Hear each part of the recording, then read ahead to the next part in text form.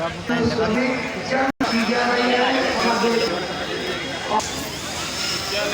सेवा के लिए तत्पर हो जाएं, जिनके ये भारत की सनातन अध्यात्मवाद की शिक्षा है, जिसका पहला राज आज पूज्य महाराज जी आपको खुद करके बताएंगे। मेरा दावा विश्वास है, ऐसा सत्य आज तक आपने नहीं सुना होगा। पूज्य महाराज जी का आगमन मंच पर होने जा रहा है। आप सभी भाई बहन खड़े होकर के उनका स्वागत सम्मान अभिवादन करेंगे और पूज्य महाराज जी आपको बैठने का संकेत कर देंगे तो आप अपने स्थान पर बैठ जाएंगे और तत्चित्त होकर के उनकी अमृत वाणी को रसास्वादन करेंगे और सुनेंगे। जय गुरुदेव। पूज्य महाराज जी अपने गुरु महाराज के श्री चरणों में श्रद्धा सुमन अर्पित करके दया कृपा संभाल की प्रार्थना करते हुए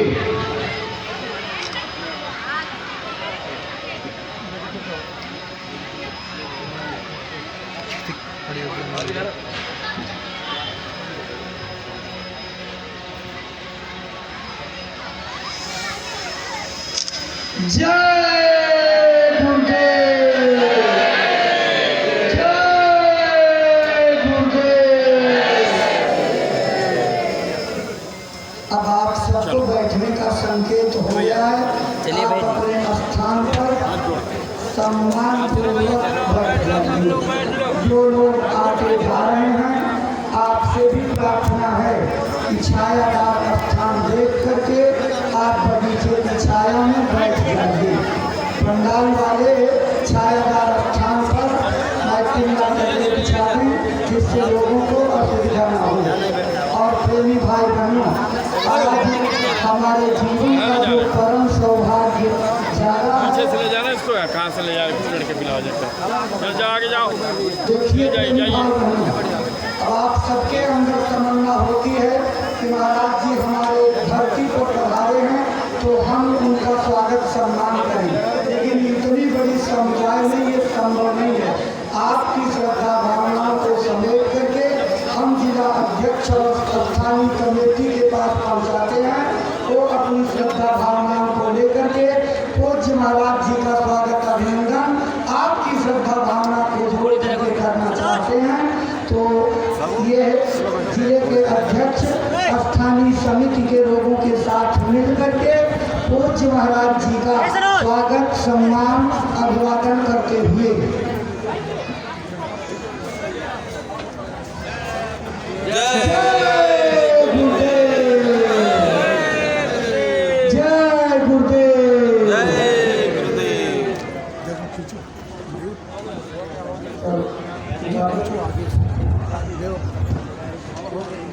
जय गुरुदेव। प्रेमी भाई बहनों, अपने 26 दिवसीय उत्तर प्रदेश के जनपदों के दौरे पर निकले पूज्य महाराज जी प्रतापगढ़ जिले में ब्लॉक वार यानी विकास खंड वार सत्संग करके आज आखिरी सत्संग कुंडा ब्लॉक में इस जिले के कार्यक्रमों का समापन कार्यक्रम है।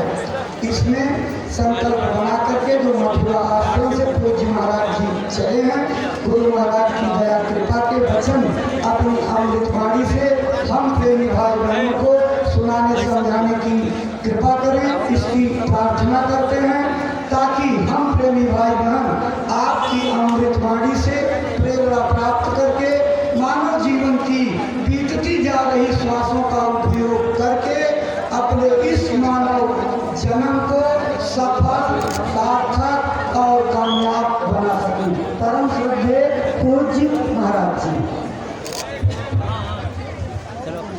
आप सभी लोग प्रेम के साथ में मालिक के पावन नाम और चरण बोलो जय गुरुदेव।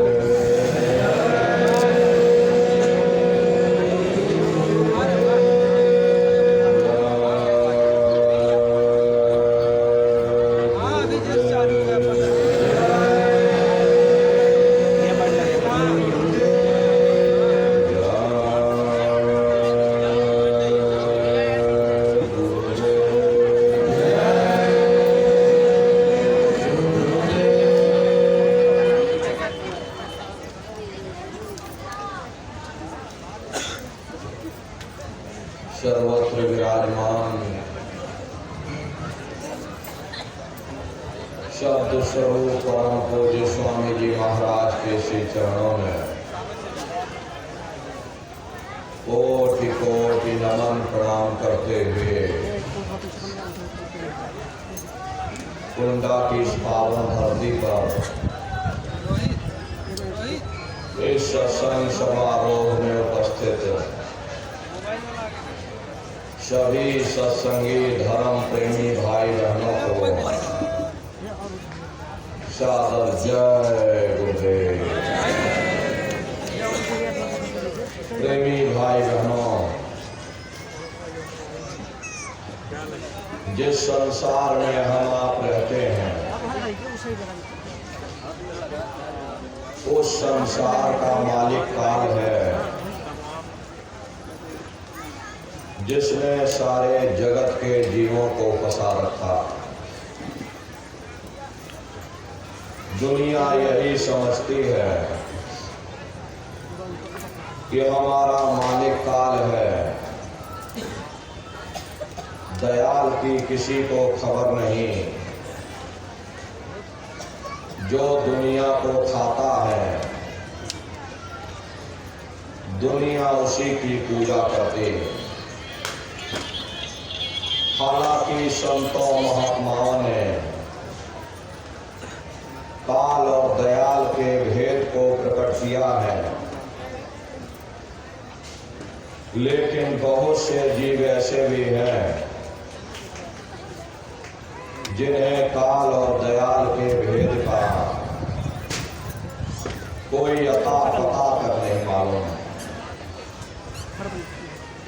महात्मा प्रेम से जीवों को समझाते हैं कि भाई जो साधन थे पिछले युग के सो कलयुग में किए प्रमाण। जो पुराने समय की साधना थी उस मालिक को प्राप्त करने के लिए वह अब कलयुग में मुनासिब नहीं हो सकती, क्योंकि समय बदलता रहता है तो कानून भी बदलते रहते। यहाँ तो युग के युग बीत चुके। अगर हम ये सोच लें कि हम अन्य युगों की साधना इस कलयुग में कर लेंगे तो यह संभव नहीं हो सकता। सतयुग में मनुष्य की उम्र 1,00,000 वर्ष की हुआ करती थी। 10,000 हाथियों का बल एक एक मनुष्य में हुआ करता था। त्रेता में घटकर 10वां हिस्सा 10,000 साल की आयु हो गई। द्वापर में घटकर 10वां हिस्सा 1000 वर्ष की आयु हो गई और कलयुग में घट करके 10वां हिस्सा यानी 100 साल की आयु हो गई। कहाँ सतयुग में 1,00,000 वर्ष की उम्र और कहाँ कलयुग में 100 साल की उम्र। 100 साल में भी 20 साल खेलने और खाने में गुजर जाते,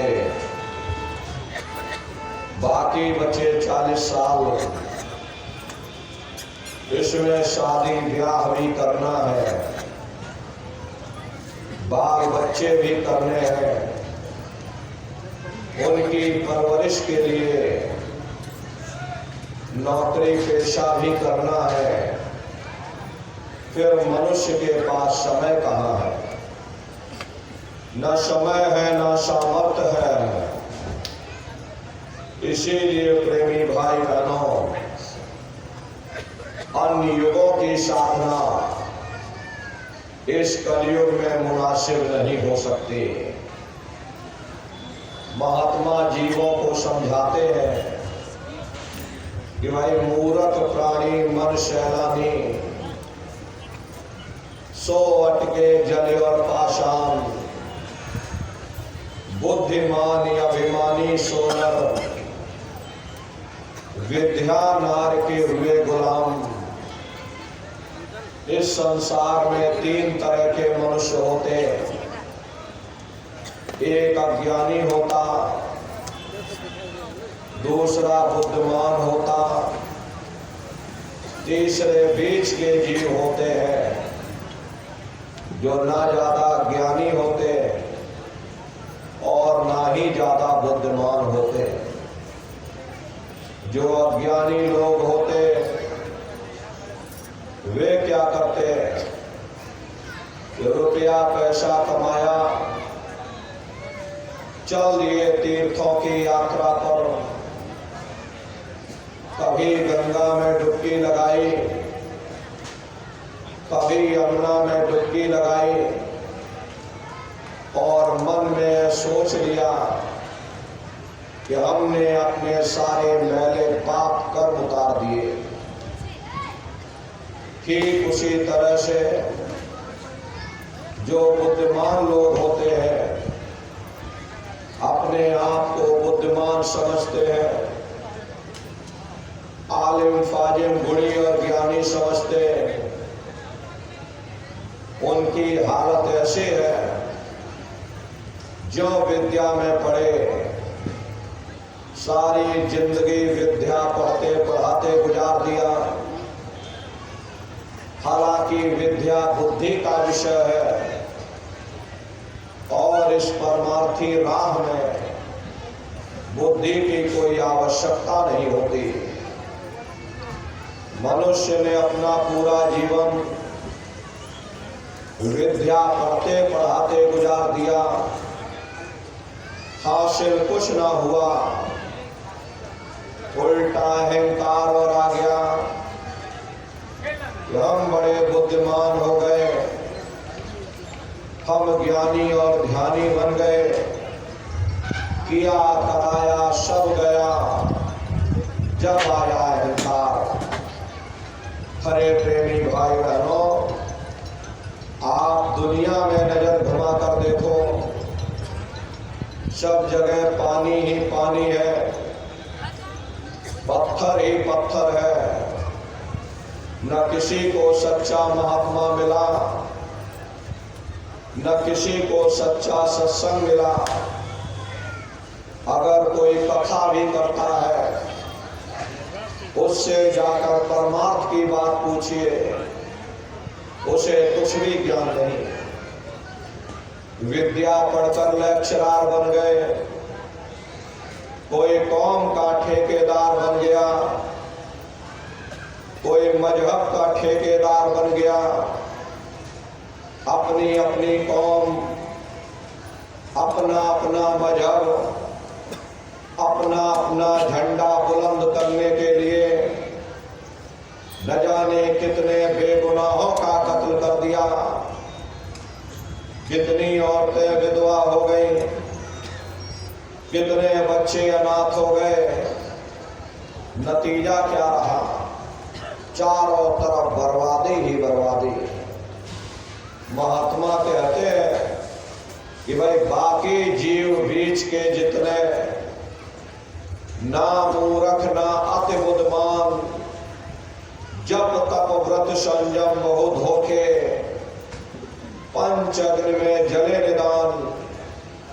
बाकी जो बीच के जीव हैं, जो ना ज्यादा ज्ञानी है ना ही ज्यादा बुद्धिमान है, उनकी हालत ऐसी है कि अगर अज्ञानियों का जोर पड़ गया, अज्ञानियों की तरफ लुढ़क गए, अगर बुद्धिमानों का जोर पड़ गया तो बुद्धिमानों की तरफ लुढ़क गए। बिन पैदे लोटे की तरह लुढ़कते और लुढ़कते उन्होंने अपना पूरा समय बर्बाद कर दिया। असली रास्ता मनुष्य के अंदर है, लेकिन काल ने सबको बाहर ही बाहर रखा दिया। किसी को जप में, किसी को तप में, कोई कीलों पर सोता है, कोई सोता ही नहीं, कोई दुनिया रमाए बैठे हुए। चार अग्नि चारों तरफ लगा ली, पांचवी सूर्य की तपिश, पंच अग्नि की दुनिया जमाए बैठे और कह रहे हम तपस्या कर रहे। अरे उनसे जाकर के पूछिए कि हे भले मानस, तुम्हारे अंदर पहले से ही काम क्रोध लोभ मोह अहंकार की ये पंच अग्नि पहले से जल रही, पहले उसे शांत करने की कोशिश करो। असली रास्ता मनुष्य के अंदर है, लेकिन काल ने सबको बाहर ही बाहर भटका दिया। इसी तरह लोग व्रत या उपवास करते हैं। व्रत या उपवास करना अच्छी बात है, इससे शरीर हल्का होता है, काया निरोगी रहती है। लेकिन अगर हम ये सोच लें कि हम व्रत या उपवास करके उस परमात्मा को प्राप्त कर लेंगे, तो यह कभी संभव नहीं हो सकता। एक आदमी का प्रण था, वह रोज दिए में तेल भर करके और पाठ करना शुरू कर देता था। जब तक तेल खत्म ना हो जाए, दिया बुझ न जाए, वह कभी रोटी नहीं खाता था। उसने ये प्रण ले रखा था कि जब तक दिया जलता रहेगा हम पाठ करते रहेंगे। घर में नई बहू आ गई, रस्म रिवाज का पता नहीं था। ज्यों दिए में तेल खत्म हुआ, उसने लाकर और तेल भर दिया। आदमी बेचारा भूखा प्यासा करे तो करे क्या। प्रण जो ले रखा, दिया जल रहा, लगा फिर से पाठ करने। फिर जैसे तेल खत्म होने को आया, उसने लाकर और तेल भर दिया। आदमी भूख से व्याकुल उठा, अंत में थक हार करके और दिया बुझाकर रोटी खाने लगा। ये हाल है पाठ करने वालों का। कहने का मतलब ये है कि दुनिया ऐसे ऐसे रस्म रिवाज में फंसी हुई। कोई सिद्ध बना बैठा है, कोई नाथ बना बैठा, कोई देवी देवताओं का अवतार बना बैठा। ये सब काल का धोखा है। काल ने सारे जगत के जीवों को इसी धोखे में फंसा रखा। देखो चरित्र काल करता का, कोई सिर कोई पैर रुधान। देखो काल ने कितना बड़ा धोखा दे दिया। किसी को हाथों से बहा दिया और किसी को पैरों से बहा दिया। वाल्मीकि जी महाराज ने राम के पैदा होने के 10,000 साल पहले ही पूरी रामायण बनाकर रख दी थी कि भाई तुम्हारे अंदर राम है, तुम्हारे अंदर रावण है, सब कुछ तुम्हारे अंदर है। काल भगवान ने देखा, इसने तो मेरा भेद उजागर कर दिया। उन्होंने बाहर राम बना दिया, रावण बना दिया, ताकि कोई अंदर न जाने पाए। सब बाहर ही बाहर भटकते रह जाए। भटक भटक भटकाया सब जग, कोई न लगे ठौर ठिकान। काल ने सारे जगत के जीवों को ये बाहर ही बाहर भटका दिया। किसी को मंदिर में, किसी को मस्जिद में, किसी को दिवालय और शिवालय में, किसी को कंकड़ में, किसी को पत्थर में, किसी को गंगा में, किसी को जमुना में, किसी को अन्य किसी कर्म कांडों में। प्रेमी भाई बहनों, इन बाहरी कर्म कांडों से न कभी किसी को मुक्ति मिली, न भविष्य में कभी मिल सकती। ये जगत के जीव जितने भूल भरम और जितने कर्म कांडों में फंसे हुए हो, आप लोग मेरी बात को बड़े ध्यान से सुनिएगा। लोमश ऋषि और ब्रह्मा का संवाद आपकी धर्म पुस्तकों में आता है, उसी का आज आपको अर्थ हम बताते हैं। लोमश ऋषि और ब्रह्मा का संवाद।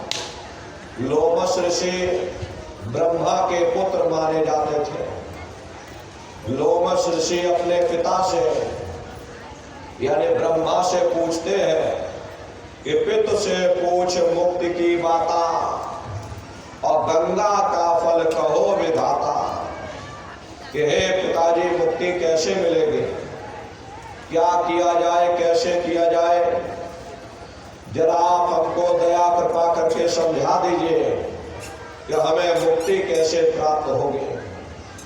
तब लोमश ऋषि के पिता यानी ब्रह्मा जवाब देते हैं कि गंगा का फल भाग सुनाई, गंगा आदि मुक्त की दाई, कि हे लोमश ऋषि तुम जाओ जाकर गंगा जी में स्नान करो। जो कोई गंगा में स्नान करेगा उसे सहज में मुक्ति मिल जाएगी। जाओ तुम यह काम करो, तुम्हें सहजता से यानी सरलता से तुम्हें मुक्ति प्राप्त होगी। तब लोमश ऋषि जवाब देते हैं कि सहस एकादश गंगा नहाया, जासे जौनि मोक्ष का पाया, कि हे पिताजी मैंने सहस्त्रों वर्षों तक यानी हजारों हजार वर्षों तक गंगा जी में स्नान किया, बड़ी श्रद्धा और आस्था के साथ में गंगा जी में डुबकी लगाई, लेकिन मुझे फल क्या मिला? जब मेरी मृत्यु हो गई मुझे मोक्ष की योनि में, मोक्ष कहते हैं मछली को, यानी कि मुझे मछली की योनि में डाल दिया। अनेक जीव मार मोए खाया, ऐसे बहुत बहुत दुख पाया। जब मुझे मछली की योनि मिल गई तो अनेकों अनेक जल के जीवों ने मुझे मार मार करके खाया। मुझे कितनी तकलीफ हुई इसका मैं वर्णन नहीं कर सकता। और हे पिताजी एक नहीं जय जय तीर्थ सबय नहाए, जल जीव जौनि माही भरमाए, कि जितने भी तीर्थ थे सभी जगह जाकर मैंने स्नान किया, जल में आशा बांधी, जल में मुझको वास मिल गया, लेकिन मुझे मुक्ति नहीं मिली। इसलिए हे पिताजी दया कृपा करके ऐसी जुक्ति मुक्ति बतलाओ, भवजल पार उतर के जाओ। ये ऐसी जुक्ति ऐसी मुक्ति का रास्ता हमको बतला दो जिससे हमारी जीवात्मा सदा सर्वदा के लिए इस भवसागर रूपी समुद्र से पार हो जावे, जन्म मरण के बंधनों से हम हमेशा के लिए आजाद हो जावे। हे पिताजी दया कृपा करके मुझे कोई ऐसा रास्ता बतलाओ। तब लोमश ऋषि के पिता यानी ब्रह्मा जवाब देते हैं कि लोमश ऋषि सुनिए भाई, सेवा ठाकुर कीजिए जाई। कि हे लोमश ऋषि मेरी बात को बड़े ध्यान से सुनो, तुम जाओ जाकर ठाकुर जी की सेवा करो। चरना व्रत व्रत साधो सोई, सहजय में मुक्ति पुण्य हुई। रोज रोज ठाकुर जी की सेवा करना, रोज रोज चन्ना व्रत ले लेना, ये सहज से सहज यानी सरल से सरल काम है। रोज रोज पूजा करो, रोज रोज चन्ना व्रत पी लो, जाओ तुम यह काम करो, तुम्हें सहजता से यानी सरलता से तुम्हें मुक्ति मिल जाएगी। तब लोमश ऋषि जवाब देते हैं कि सहस वर्ष ठाकुर को सेवा, दूजा जाना और न भेवा। कि हे पिताजी मैंने सहस्त्रों वर्षों तक यानी हजारों हजार वर्षों तक ठाकुर जी की पूजा की, दूजा जाना और न भेवा, उनके सिवाय किसी को कुछ नहीं माना, सब कुछ अपना उनके चरणों में न्योछावर कर दिया। विध विध ध्यान विधि से कीन्हा और फल पायो पाहन को लीन्हा। कहते भाई विध विध ध्यान यानी विधि और विधान के साथ में, जैसे जैसे धर्म ग्रंथों में उल्लेख है ठीक उसी प्रकार से विधि विधान के साथ में मैंने ठाकुर जी की पूजा की, लेकिन मुझे फल क्या मिला? फल पायो पाहन को लीन्हा। पाहन कहते हैं जड़ को, यानी मुझे जड़ में वास मिल गया, लेकिन मुझे मुक्ति नहीं मिली। इसलिए हे पिताजी, दया कृपा करके मुझे कोई ऐसा रास्ता बतला दो जिससे हमारी जीवात्मा परमात्मा में विलीन हो जावे, हम हमेशा के लिए जन्म मरण के बंधनों से आजाद हो जावे। हे पिताजी, दया कृपा करके मुझे कोई ऐसा रास्ता बतलाओ। तब लोमश ऋषि के पिता यानी ब्रह्मा जवाब देते हैं कि हे लोमश ऋषि, पूजो पत्ती प्रीत लगाई और पीपर में जल न हो जाई। कि हे लोमश ऋषि, तुम प्रीत लगा करके स्वामी नाम की पत्ती की पूजा करो। एक दिया पत्ती पे लावे, सो तो कोटि यज्ञ फल पावे। जो एक दिया स्वामी नाम की पत्ती के नीचे रखता है, उसे कोटान कोट यज्ञों का फल प्राप्त होता। जाओ तुम्हें काम करो, तुम्हें सहजता से यानी सरलता से तुम्हें मुक्ति मिल जाएगी। ये स्वामी नाम की पत्ती ये माताएं बहनें जानती होंगी, घरों के आंगन में लगाई जाती है, उसकी पूजा की जाती है, उसी का यहाँ पर वर्णन किया गया। कहते भाई एक दिया तुम स्वामी नाम की पत्ती के नीचे रखना, तुमको कोटान कोट यज्ञों का फल प्राप्त होगा। तब लोमश ऋषि कहते हैं कि सहस्र 3 पत्ती को पूजा, वृक्ष योनि पाई ही पूजा। कि हे पिताजी, मैंने सहस्र 3 यानी 3000 वर्षों तक स्वामी नाम की पत्ती की पूजा की, बड़ी श्रद्धा और आस्था के साथ में उस पर दिया भी रखा, लेकिन मुझे फल क्या मिला? जब मेरी मृत्यु हो गई, मुझे वृक्ष की योनि में डाल दिया और मैं हजारों हजार वर्षों तक एक जगह वृक्ष की योनि में खड़ा रहा। पीपर पूजा वर्ष हजारा, ताको सुनवर्तंत निवारा। कि हे पिताजी, मैंने पीपर की भी पूजा की, पीपर की भी परिक्रमा लगाई, पीपर पर भी जल चढ़ाया, लेकिन मुझे फल क्या मिला?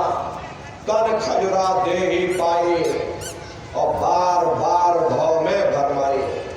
कहते भाई मुझे कन खजुरे की योनि में डाल दिया और बार बार भाव में, भाव कहते हैं 4 खान 84 लाख योनियों को, कि बार बार 4 खान 84 लाख योनियों में हमको डाल दिया गया, लेकिन मुझे मुक्ति नहीं मिली। इसलिए हे पिताजी, दया कृपा करके मुझे कोई ऐसा रास्ता बतला दो जिससे मुझे मुक्ति मिल जाए, मेरी जीवात्मा परमात्मा में विलीन हो जावे, फिर कभी संसार में हमको ना आना पड़े।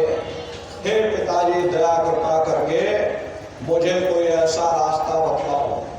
तब लोमश ऋषि के पिता यानी ब्रह्मा जवाब देते हैं कि हे लोमश ऋषि, एकादशी करो तुम जाई, याते मुक्ति सहज में पाई।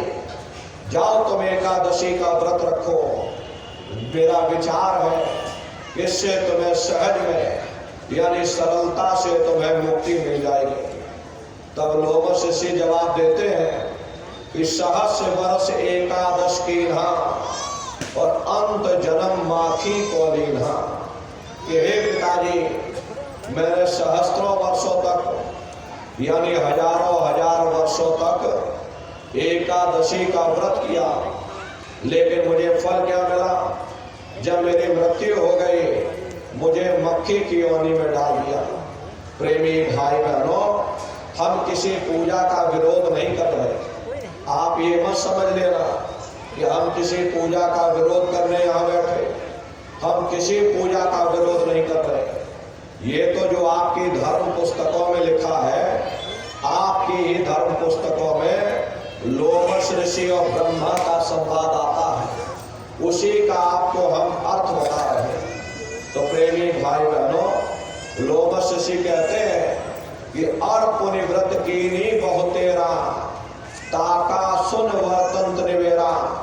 हे पिताजी, मैंने और भी बहुत सारे व्रत किए लेकिन मुझे मिला कुछ नहीं। मैं खाली का खाली रह गया, मेरा जन्म बर्बाद हो गया। प्रथम व्रत एतवार को कीन्हा, याते जन्म चील को लीना। हे पिताजी, मैंने बड़े श्रद्धा और आस्था के साथ में हर इतवार का व्रत किया, लेकिन मुझे फल क्या मिला? जब मेरी मृत्यु हुई मुझे चील की योनि में डाल दिया। मंगल बहुविधि व्रत रहाई, याते जन्म सुअर को पाई। हे पिताजी, मैंने बड़ी श्रद्धा और आस्था के साथ में मंगलवार का भी व्रत किया, लेकिन मुझे फल क्या मिला? जब मेरी मृत्यु हुई मुझे सुअर की योनि में डाल दिया गया। और पुण्य व्रत तेज को कीन्हा, कुकर जन्म का ही से लीन्हा। हे पिताजी, मैंने तीज का भी व्रत किया, लेकिन मुझे फल क्या मिला? जब मेरी मृत्यु हो गई मुझे कुत्ते की योनि में डाल दिया गया। और परदोष नेम से कीन्हा, और खर को जन्म ताही से लीन्हा। कहते भाई, बड़े नियम और संयम के साथ में मैंने परदोष व्रत भी किया, लेकिन मुझे फल क्या मिला? जब मेरी मृत्यु हो गई तो मुझे खर की योनि में यानी गधे की योनि में डाल दिया गया। इसमें से निकाला उसमें डाल दिया। अब उसे आप सजने संवारने में लग गए, तब तक ले जाकर दूसरे खोल में डाल दिया। फिर उसे आप सजने संवारने में लग गए, तब तक ले जाकर तीसरे खोल में डाल दिया। ऐसे वो मदारी नचाता रहता और आप बंदर की तरह नाचते रहते। नौवीं व्रत अष्टमी की ना, याते जन्म घूस को लीना। कहते भाई, नौवीं और अष्टमी का भी व्रत किया, लेकिन मुझे फल क्या मिला? जब मेरी मृत्यु हुई मुझे घूस की योनि में डाल दिया। अंत में लोमश ऋषि कहते हैं कि और पुण्य व्रत कर धार बनाई, पर मुक्ति हमने नहीं पाई। बड़े स्पष्ट शब्दों में उन्होंने कहा, मैंने और भी बहुत सारे व्रत किए, लेकिन मुझे मुक्ति नहीं मिली। मैं खाली का खाली रह गया, मेरा जन्म बर्बाद हो गया, मेरा समय बर्बाद हो गया। इसलिए हे पिताजी, दया कृपा करके मुझे कोई ऐसा रास्ता बतला दो जिससे मुझे मुक्ति मिल जाए। तब लोमश ऋषि के पिता यानी ब्रह्मा जवाब देते हैं, हे लोमश ऋषि, तुमने बहुत कुछ कर लिया, लेकिन एक काम और कर लो। जाओ तुम थोड़ा दान पुण्य कर लो। पुण्य गौ का सबसे भारी, याते मुक्ति होए विचारी। मेरा एक विचार है, तुम थोड़ा दान पुण्य करो, और दान पुण्य में सबसे बड़ा पुण्य गौदान माना जाता। जाओ तुम गौदान करो जा करके, तुम्हें सहजता से यानी सरलता से तुम्हें मुक्ति मिल जाएगी। तब लोमश ऋषि जवाब देते हैं कि गौदान कीन्हा बहुतेरा, जन्म मिला जो बकरी केरा। हे पिताजी, मैंने बहुत गौदान किया, लेकिन मुझे फल क्या मिला? जब मेरी मृत्यु हो गई मुझे बकरी की योनि में डाल दिया। न जाने कितनों ने मेरा शिकार किया, मुझे मार मार करके, मुझे काट काट करके खाया गया। मुझे कितनी तकलीफ हुई, कितनी मुझे पीड़ा हुई, इसका मैं वर्णन नहीं कर सकता। और हे पिताजी, एक नहीं जय जय तीर्थ समय नहाए, जितने भी विधियां थी, जितने भी तीर्थ थे, सब कुछ मैंने करके देख लिया, लेकिन मुझे मिला कुछ नहीं। लोमश शशि अपने पिता से कहते हैं कि हे पिताजी, जो तुम कहे सभी हम कीना और मुक्ति न पायो रहो अधीना। जो भी आपने विधि बताई मैंने विधि विधान के साथ उसे पूर्ण किया। इतना तीर्थ व्रत, इतना कर्मकांड इस संसार में कोई मनुष्य नहीं कर सकता है जितना कि मैंने किया, लेकिन मुझे मिला कुछ नहीं। मैं खाली का खाली रह गया, मेरा समय बर्बाद हो गया। जहां मैंने आशा बांधी वहीं मुझको वास मिल गया, लेकिन मुझे मुक्ति नहीं मिली। इसलिए हे पिताजी, बड़े दीन भाव से लोमश ऋषि अपने पिता यानी ब्रह्मा से प्रार्थना करते हैं कि हे पिताजी, मैंने बहुत भटक लिया, मुझे कोई ऐसा आखिरी विकल्प बता दो जिससे मुझे मुक्ति मिल जाए। तब लोमश ऋषि के पिता यानी ब्रह्मा जवाब देते हैं कि लोमश ऋषि में कहो विचारा और संत शरण से होए उबारा। कि हे लोमश ऋषि, मेरा ये अंतिम विचार है कि तुम जाओ संतों की शरण में चले जाओ, वहीं से तुमको मुक्ति मिलेगी। तीरथ व्रत सब झूठ पसारा और नहीं हुई है इनते निर्वारा। ये तीरथ व्रत ये सब झूठ का पसारा है, ये मेरे फैलाए हुए जंजाल है, इससे कभी किसी को मुक्ति नहीं मिल सकती। अगर तुम मुक्ति प्राप्त करना चाहते हो तो संतों की शरण में चले जाओ। अब बताओ प्रेमी भाई बहनों, ब्रह्मा को अपने पुत्र की जरा सी चिंता नहीं और हजारों हजार वर्षों तक अपने ही पुत्र को भटका करके रखा। तब उन्होंने अंतिम में उपाय बताया कि संत शरण से होए उबारा और तीरथ व्रत सब झूठ पसारा। अगर तुम मुक्ति प्राप्त करना चाहते हो तो संतों की शरण में चले जाओ। प्रेमी भाई बहनों, जब उस नामी महाप्रभु ने जीवों की ये हालत देखी कि जीव अंधकार के दलदल में फंसता चला जा रहा, चारों तरफ आडंबर ही आडंबर है, पाखंड ही पाखंड है, तब स्वयं नामी महाप्रभु ने संतों महात्माओं को धरती पर भेजा और संत महात्मा फकीर यहाँ पर आकर के जीवों को समझाने का प्रयास करते कि भाई हम आए वही देश से जहाँ तुम्हारो धाम और तुमको घर पहुँचाओ ना, एक हमारो काम। हम उसी देश से आए हैं जिस देश के तुम रहने वाले हो, परंतु तुम अपने सच्चे देश को छोड़ करके इस झूठे काल और माया के देश में आकर फंस गए। अरे नन्नारियों, यह देश तुम्हारा देश नहीं, तुम्हारा देश सचखंड है। ये कौम तुम्हारी कौम नहीं, तुम्हारी कौम सतनाम है। और ये जीवात्मा उस सतनाम रूपी समुद्र की बूंद है। इस बूंद को समुद्र से मिलाओ, यानी जीवात्मा को उस परमात्मा से मिलाओ। इसके लिए न तुम्हें घर बार छोड़ने की जरूरत, न बाल बच्चों को छोड़ने की जरूरत, न समाज छोड़ने की जरूरत, न जात और बिरादरी बदलने की जरूरत। हरे नन्नारियों, ये जात पात के रगड़ों झगड़ों ने मनुष्य के ऊपर पर्दा डाल दिया, वरना महात्माओं का उपदेश इतना सरल है कि 5 वर्ष के बच्चे से लेकर के और 100 वर्ष का बूढ़ा भी कर सकता है। क्या स्त्री और क्या पुरुष, क्या आदमी और क्या औरत, क्या ऊंच और क्या नीच, क्या अमीर और क्या गरीब, वो नाम सबके लिए साझा है।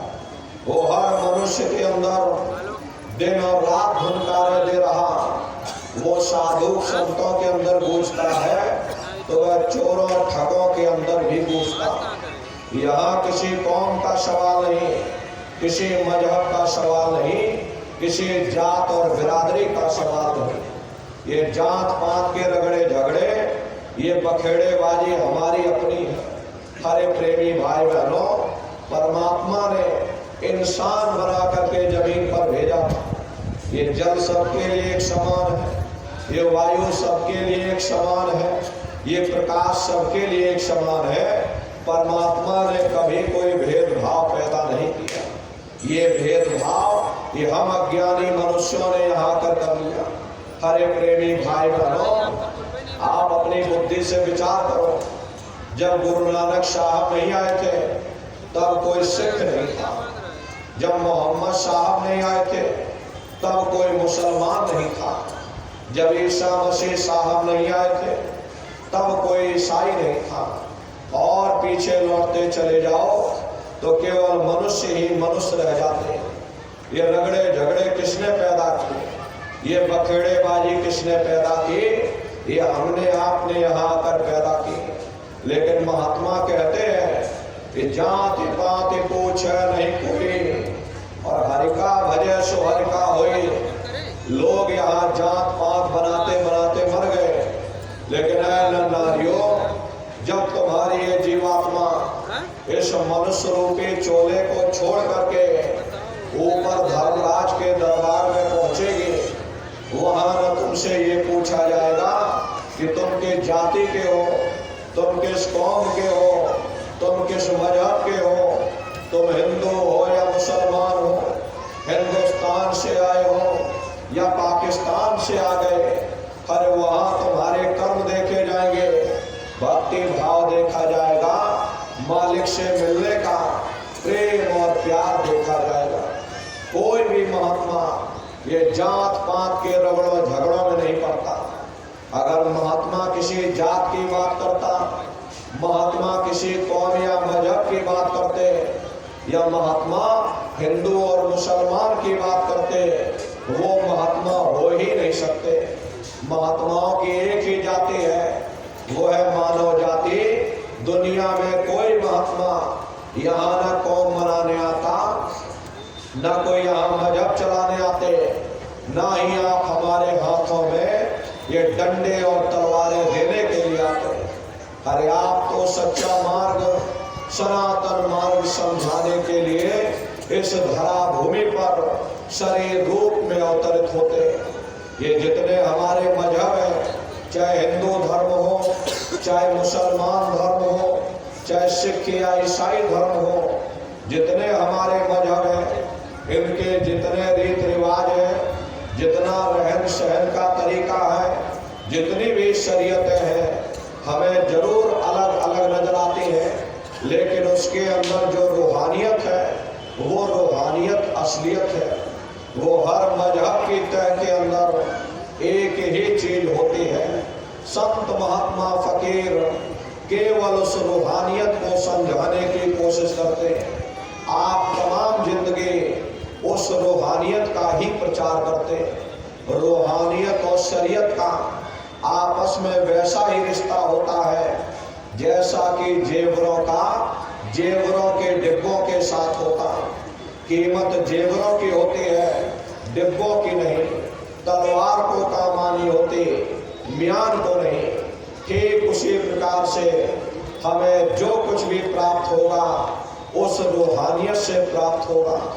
जब हम रूहानियत से दूर हो जाते हैं तब आहिस्ता आहिस्ता धीरे धीरे हम शरीयत के कैदी बन जाते, शरीयत के गुलाम बन जाते। वो शरीयत धर्म के ठेकेदारों के हाथों में चली जाती। वे हमें बाहर मुखी कर देते, कर्म कांडों में उलझा देते। न किसी को रूहानियत की समझ होती है और न ही कोई समझाने की कोशिश करता। ये लोग हमें इतना बाहर मुखी कर देते, इतना कर्म कांडों में उलझा देते ताकि उनका भी रोजगार चलता रहे। जिस चीज को हासिल करके हमें सुख प्राप्त करना है उस ओर हमारा ध्यान ही नहीं जाता। अरे सुख तो परमात्मा की भक्ति में, परमात्मा के प्यार में मिलेगा। इसीलिए महात्मा कहते हैं कि सुरत सुन बातरी तेरा धनी बसे आकाश। जय जीवात्मा, तुम्हारा पति वो परमात्मा है, वो परमेश्वर है, वो सचखंड में बैठा हुआ और तू माया के जाल में फंसी हुई। जब तक तुम अपने घर जाकर के अपने पति से मिलाप नहीं कर लेते, तुम सुख किस तरह हासिल कर सकते, तुम शांति किस तरह प्राप्त कर सकते। प्रेमी भाई बहनों, इस दुनिया में न कभी किसी को सुख मिला, न भविष्य में कभी मिल सकता। कभी कभी मन में ख्याल आता है शायद जिन दिनों महात्मा आए थे तब दुनिया की हालत इतनी अच्छी न रही होगी, इसीलिए महात्मा दुखी दुखी चिल्लाते रहते हैं। अब हमने 100 सालों के अंदर इतनी तरक्की कर ली, इतना विकास कर लिया।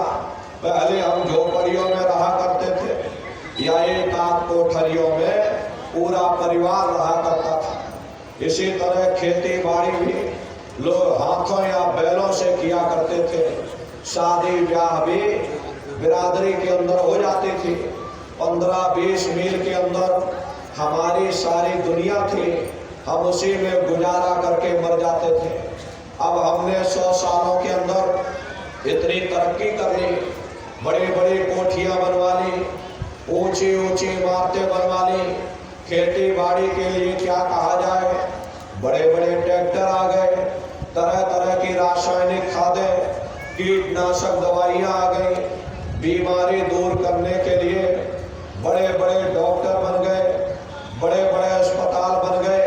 अरे न्याय के लिए क्या कहा जाए, सिविल कोर्ट से लेके हाई कोर्ट और हाई कोर्ट से लेके सुप्रीम कोर्ट तक चला गया। चाहे कहीं मुकदमा ले जाओ, कोई रोकने टोकने वाला नहीं।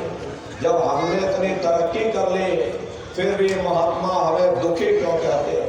प्रेमी भाई बहनों, या तो हमारे सोचने में फर्क है या हमारे समझने में ही फर्क है। आप अपनी बुद्धि से विचार करो। जब हम झोपड़ियों में रहते थे पूरा परिवार एक साथ रहा करता था, आपस में एक दूसरे से प्रेम था। शाम को थके हारे घर वापस आते थे, प्रेम के साथ भोजन किया करते थे और गा बजा करके निश्चिंत होकर के सो जाते थे। मन में कोई चिंता और तनाव नहीं रहा करता था। अब जब हमने इतनी तरक्की कर ली, बड़ी बड़ी कोठियां बनवा ली, ऊंचे ऊंचे फ्लैट बनवा लिए, उनमें एयर कंडीशन भी लगवा लिया, 9-9 इंच के गद्दे भी डलवा लिए, फिर भी हमको नींद नहीं आती। नींद की गोलियां खा खा करके सोना पड़ता। पहले गांव में कोई मामूली वैद्य हकीम हुआ करते थे, लेकिन इलाज सबका जरूर हो जाता था। आज जब विज्ञान ने इतनी तरक्की कर ली, बड़े बड़े अस्पताल बन गए, बड़े बड़े डॉक्टर आ गए, नई नई दवाइयां आ गई, तो बीमारी भी तो नई नई निकल आई। इसका मुख्य कारण है लोग अनाज की पैदावार को बढ़ाने के लिए तरह तरह के रासायनिक खादें और कीटनाशक दवाइयों का इस्तेमाल करने लगे, जिसका प्रभाव हमारे शरीर पर पड़ता है। अरे डॉक्टर जरूर है, पर मिलते किसको है? और मिल भी जाए तो अस्पतालों में चारपाइयाँ कहाँ मिलती? बीमार तो बेचारे बरामदों में पड़े रहते हैं। और हम कहते हमने तरक्की कर ली। बेशक हम इतना अनाज पैदा करते, लेकिन कीमतें इतनी ज्यादा है वो आम आदमी की पहुंच से बाहर हो जाते हैं। गरीब आदमी खा नहीं पाता क्योंकि कीमतें इतनी ज्यादा हो गई। अमीर आदमी खाता नहीं क्योंकि उसे शुगर हो रखी। फिर ऐसे अनाज से किसी का क्या फायदा हो सकता? पहले गांव में कोई मामूली झगड़ा हो जाता था, 4 भले लोग मिल बैठकर सुलझा दिया करते थे। अब आप मुकदमा करके देख लो, क्या मजाल 20-25 साल से पहले आपको कोई फैसला मिल जाए। अरे किसी से पूछ कर देखो, किसी को भी फुर्सत नहीं। डॉक्टर को फुर्सत नहीं, जज को फुर्सत नहीं, कारखानेदार को फुर्सत नहीं, वकील को फुर्सत नहीं, किसी को भी फुर्सत नहीं। सबके चेहरे पर चिंता और तनाव की लकीरें हैं। फिर ऐसी तरक्की से किसी का क्या फायदा हो सकता?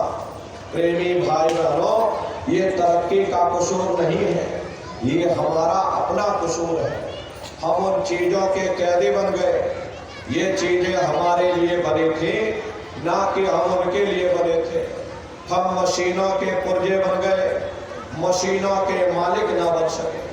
हमको मालिक बनना चाहिए था, सबको रोटी मिलनी चाहिए थी, सबको कपड़ा मिलना चाहिए था, सबको मकान मिलना चाहिए था, सबका मन निश्चिंत होना चाहिए था, किसी के मन में कोई चिंता और तनाव की लकीरें नहीं होनी चाहिए थी, माँ बाप का सम्मान होना चाहिए था, समाज में भाईचारा, प्रेम और सद्भाव की भावना रहनी चाहिए थी। अरे यही तो जीवन में हर इंसान मांगता है। अगर जीवन में कीमतें और कदरें ना रही, फिर ऐसी तरक्की से किसी का क्या फायदा हो सकता। इसीलिए महात्माओं ने जब कहा था तब भी ठीक था, अब कहा तो अब भी ठीक है। दुनिया में न तब किसी को सुख मिला, न अब किसी को सुख मिल सकता। इसीलिए महात्मा कहते हैं कि तजो मनिया दुख सुख का धाम। संतों महात्माओं ने इस नगरी को दुख और सुख की नगरी कहकर बयान किया, क्योंकि कोई इंसान ऐसा नहीं मिलेगा जिसको हमेशा सुख ही सुख प्राप्त हुए हो, या कोई इंसान ऐसा नहीं मिलेगा जिसको हमेशा दुख ही दुख प्राप्त हुए हो। 10 दिन दुख में गुजर जाते तो थोड़ा बहुत सुख की श्वास भी आती, और 10 दिन सुख में गुजर जाते तो थोड़ा बहुत दुख का सामना भी करना पड़ता। ये सुख दुख की समस्याएं हमारे पिछले जन्मों के पुण्य और पाप के कारण है। जब पाप और पुण्य इकट्ठे होते हैं तब हमें इंसान का जामा मिलता। यदि पुण्यों के कारण हम सुखी हो जाते हैं तो पापों के कारण हमको दुख का सामना भी करना पड़ता। प्रेमी भाई बहनों, संत महात्मा इस नगरी को सुख की नगरी बनाने के लिए नहीं आते। अगर संतों महात्माओं का दुनिया में आने का यही लक्ष्य होता, ये दुनिया सुख की नगरी बन जाए, तो अब तक जरूर बन जानी चाहिए थी। इतिहास गवाह है, हर कौम हर मजहब में किस किस चोटी के महात्मा आए, लेकिन उनके आने के बावजूद ये दुनिया आज तक सुख की नगरी न बन सके। तो हम आप क्या सोच करके बैठे इस दुनिया को सुख की नगरी बना सकेंगे। प्रेमी भाई बहनों, ये दुनिया के कांटे बांटे हम कितने भी क्यों न इकट्ठे कर लें, कभी कामयाब नहीं हो सकते। लेकिन अगर हिम्मत करके हम अपने पाँवों में ही जूतियां पहन लें तो ये दुनिया के कांटे हम पर असर नहीं कर सकते। ये सुख दुख की समस्याएं, ये सुख दुख के मसले न कभी किसी से हल हुए, न भविष्य में कभी हो सकते। लेकिन महात्मा जिंदगी गुजारने का ऐसा सुगम सरल साधन तरीका समझाते जिस पर चल करके हमारा ख्याल सुख दुख की समस्याओं से परे चला जाता। अरे महात्मा कहते हैं, लगो तुम अब चढ़कर सतनाम।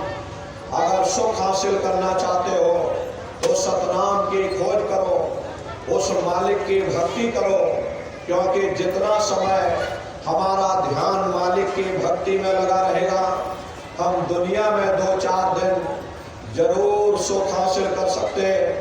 और अगर हमारा ध्यान मालिक की भक्ति की तरफ से हट जाए तो यह सारी दुनिया हमारे लिए दुख का रूप बन करके खड़ी हो जाती।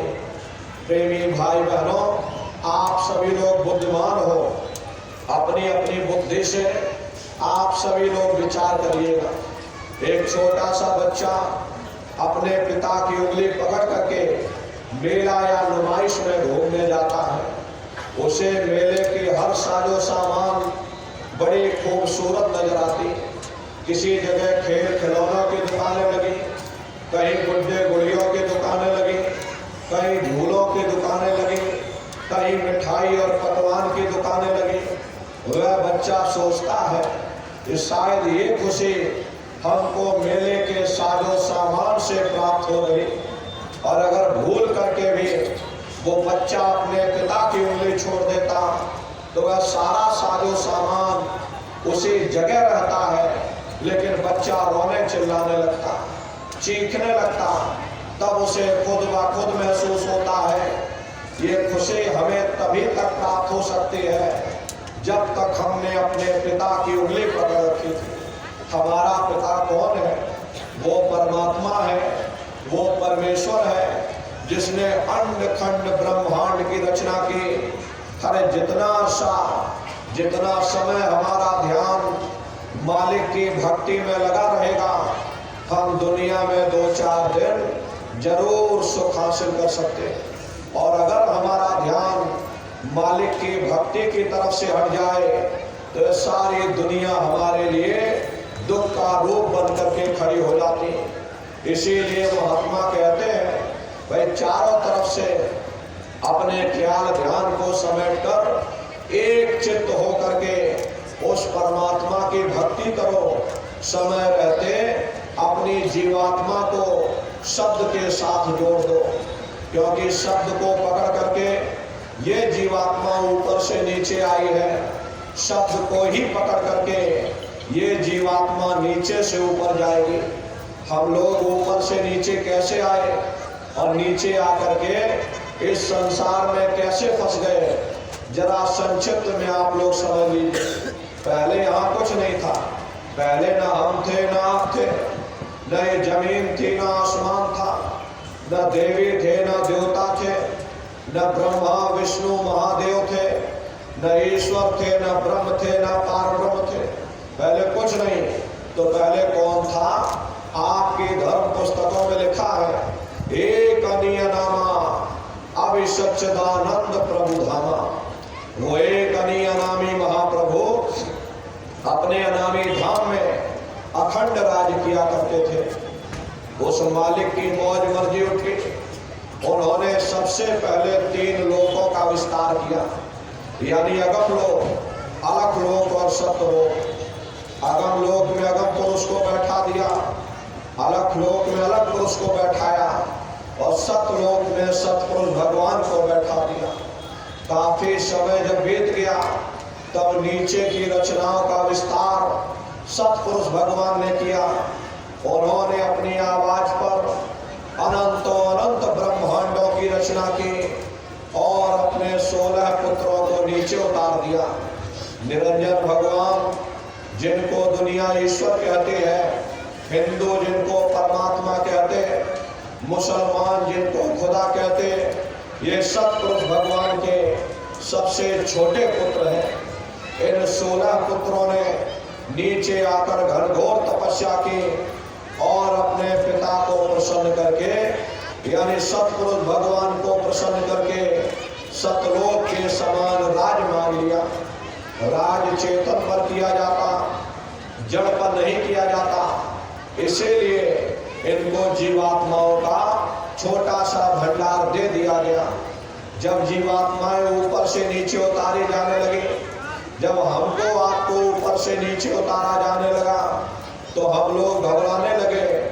उस समय सतपुरुष भगवान ने वचन दिया कि तुम जाओ, जाकर नीचे आराम से रहो, और जब समय पूरा होगा तब तुम वापस अपने देश चले आना। सतपुरुष के आदेश पर ये रूह है, ये जीवात्माएं, यानी हम और आप नीचे आने को तैयार हो गए।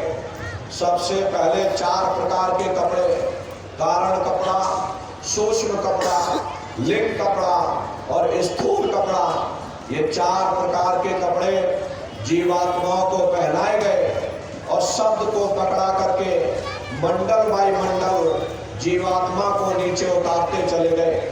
और इसी मृत्यु लोक में, इसी स्थूल शरीर में, दोनों आंखों के मध्य भाग में जीवात्मा को यहाँ बैठा दिया गया।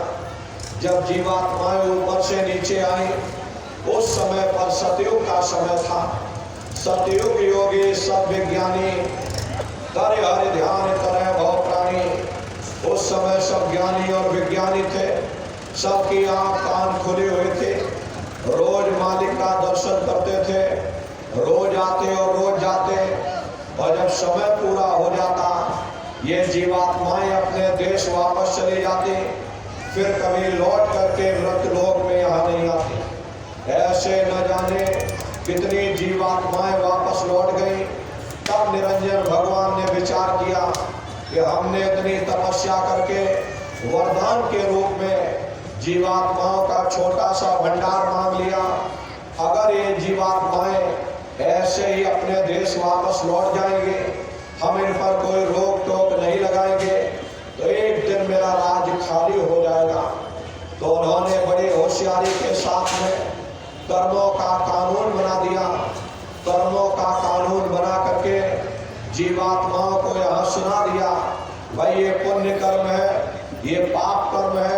ये शुभ कर्म है, ये अशुभ कर्म है। और इन जीवात्माओं को कह दिया कि काल रूप में तिनकर भ्राता और शुभ अशुभ कर्म फल दाता, यानी मैं काल रूप हूं, शुभ अशुभ कर्मों का मैं फल दूंगा। यानी कर्म करने की स्वतंत्रता हमको आपको दे दे और फल देने का अधिकार इन्होंने अपने हाथों में रख लिया। धीरे धीरे ये जीवात्माएं कर्मों की बेड़ियों में जकड़ती चली गई। जिस शब्द को पकड़ करके, जिस नाम को पकड़ करके ये जीवात्माएं ऊपर से नीचे आई थी, कर्मों के कारण वो शब्द की डोरी हाथ से छूट गई। तब से लेके आज तक न जाने कितने युग और कल्प बीत गए, हम आप यहीं पर भटका खा रहे। अगर वो शब्द की डोरी हाथ में आ जाए तो शब्द कर्म की रेख कटावे और शब्द शब्द में जाए मिलावे। शब्द वो सावन है जो तुम्हारे कर्मों की रेख पर मेघ मार देगा, तुम्हारे कर्मों को साफ कर देगा और तुम्हें शब्द दर शब्द, मंजिल दर मंजिल अपने घर वापस पहुंचा देगा। तो इस कलयुग में सूरत शब्द नाम की कमाई, प्रेमी भाई बहनों, यानी अपनी सूरत को शब्द के साथ जोड़ने का, ये प्रेमी भाई बहनों महात्माओं ने युक्ति बताई। भाई शब्द को पकड़ करके तुम ऊपर से नीचे आए हो, तो शब्द को ही पकड़ करके तुम नीचे से ऊपर चढ़ोगे। सूरत शब्द नाम की कमाई करना, सब जतन दूर अब धरना, कोई दूसरा उपाय करने की जरूरत नहीं। ऐसा मत करना कि गंगा गए तो गंगा राम बन गए और जमुना गए तो जमुना दास बन गए। चलो जब भी कर ले तब भी कर ले, पूजा भी कर ले, पाठ भी कर ले, कोई ना कोई उपाय कारगर होगा ही। खैर नारियों, इस बात को हमेशा ध्यान में रखिएगा, जो पानी 100 सुराखों से बहेगा वो कभी खेत नहीं सींच सकता। अगर हम अपने ध्यान को दुनिया में चारों तरफ फैलने देंगे, हम कभी कुछ भी प्राप्त नहीं कर सकते। इसलिए चारों तरफ से अपने ख्याल ध्यान को समेट करके एक चित्त हो करके सूरत शब्द नाम की कमाई करो। ये भेद सबसे पहले कबीर साहब इस धरती पर आए, जिन्होंने इस भेद को जारी किया। उससे पहले किसी को नहीं मालूम था। हर सतयुग त्रेता द्वापर बीता, काहो न जाने शब्द की रीता। कलयुग में स्वामी दया विचारी, प्रगट करके शब्द पुकारे। यानी सतयुग त्रेता द्वापर बीत गया, लेकिन शब्द के भेद को कोई नहीं जान पाया। वो तो उस मालिक की दया कृपा हो गई। जीवों के कल्याण के वास्ते उस नामी महाप्रभु ने संतों महात्माओं को धरती पर भेजा। तो सबसे पहले कबीर साहब आए, जिन्होंने इस भेद को जारी किया। कबीर साहब के बाद में गुरु नानक साहब आए, उसके बाद दादू दरिया भीखा रविदास पलटू जगजीवन, बहुत से महात्मा आए। इधर चित्रकूट के बगल में राजापुर गांव पड़ता, राजापुर में गोस्वामी जी महाराज का जन्म हुआ। उन्होंने भी सूरत शब्द के भेद को जाहिर किया। इधर आप राजस्थान में चले जाओ, मीराबाई सहजोबाई, उन्होंने भी सूरत शब्द के भेद को जाहिर किया। उधर राधा स्वामी जी महाराज, गरीबदास जी महाराज, सावन सिंह जी महाराज, इन सभी लोगों ने, जितने भी महात्मा हुए, सभी महात्माओं ने सूरत शब्द नाम के भेद को जाहिर किया। और हमारे गुरु महाराज ने इसकी परत दर परत खोल करके रख दी। तो कैसे आप लोग सूरत शब्द नाम की कमाई करोगे? इसके लिए महात्माओं ने 3 क्रियाएं बताई। साधन 3 सारण वर्णे और साधन सब खोते मां। इस कलयुग में उस मालिक को प्राप्त करने के लिए संतों महात्माओं ने केवल 3 क्रियाएं बताई। पहला है सुमरन, दूसरा है ध्यान और तीसरा है भजन। सुमरन कहते हैं उस मालिक को याद करना, ध्यान कहते हैं दृष्टि को एकाग्र करना, और भजन कहते हैं कान में उंगली डाल करके उस शब्द को सुनना, उस नाम को सुनना, उस आवाज को सुनना जो मालिक के घर से आवाज आ रही, तो कैसे आप लोग सुमरन करोगे, कैसे आप लोग ध्यान करोगे और कैसे आप लोग भजन करोगे, अच्छी तरह समझ लेना और घर पर बैठ करके आप लोग करिएगा। तो सबसे पहले सुमरन कैसे किया जाएगा? तो जहाँ पर देवियाँ बिंदी लगाती हैं और पुरुष जहाँ टीका लगाते हैं, ये दोनों आंखों के मध्य भाग में दूर सामने देखिएगा तो सामने आपको अंधेरा दिखाई पड़ेगा। बस उसी अंधेरे में एक जगह अपनी दृष्टि को एकाग्र करिएगा। होशियारी यही रखना कि आंखों की पुतलियां हिलने न पाए।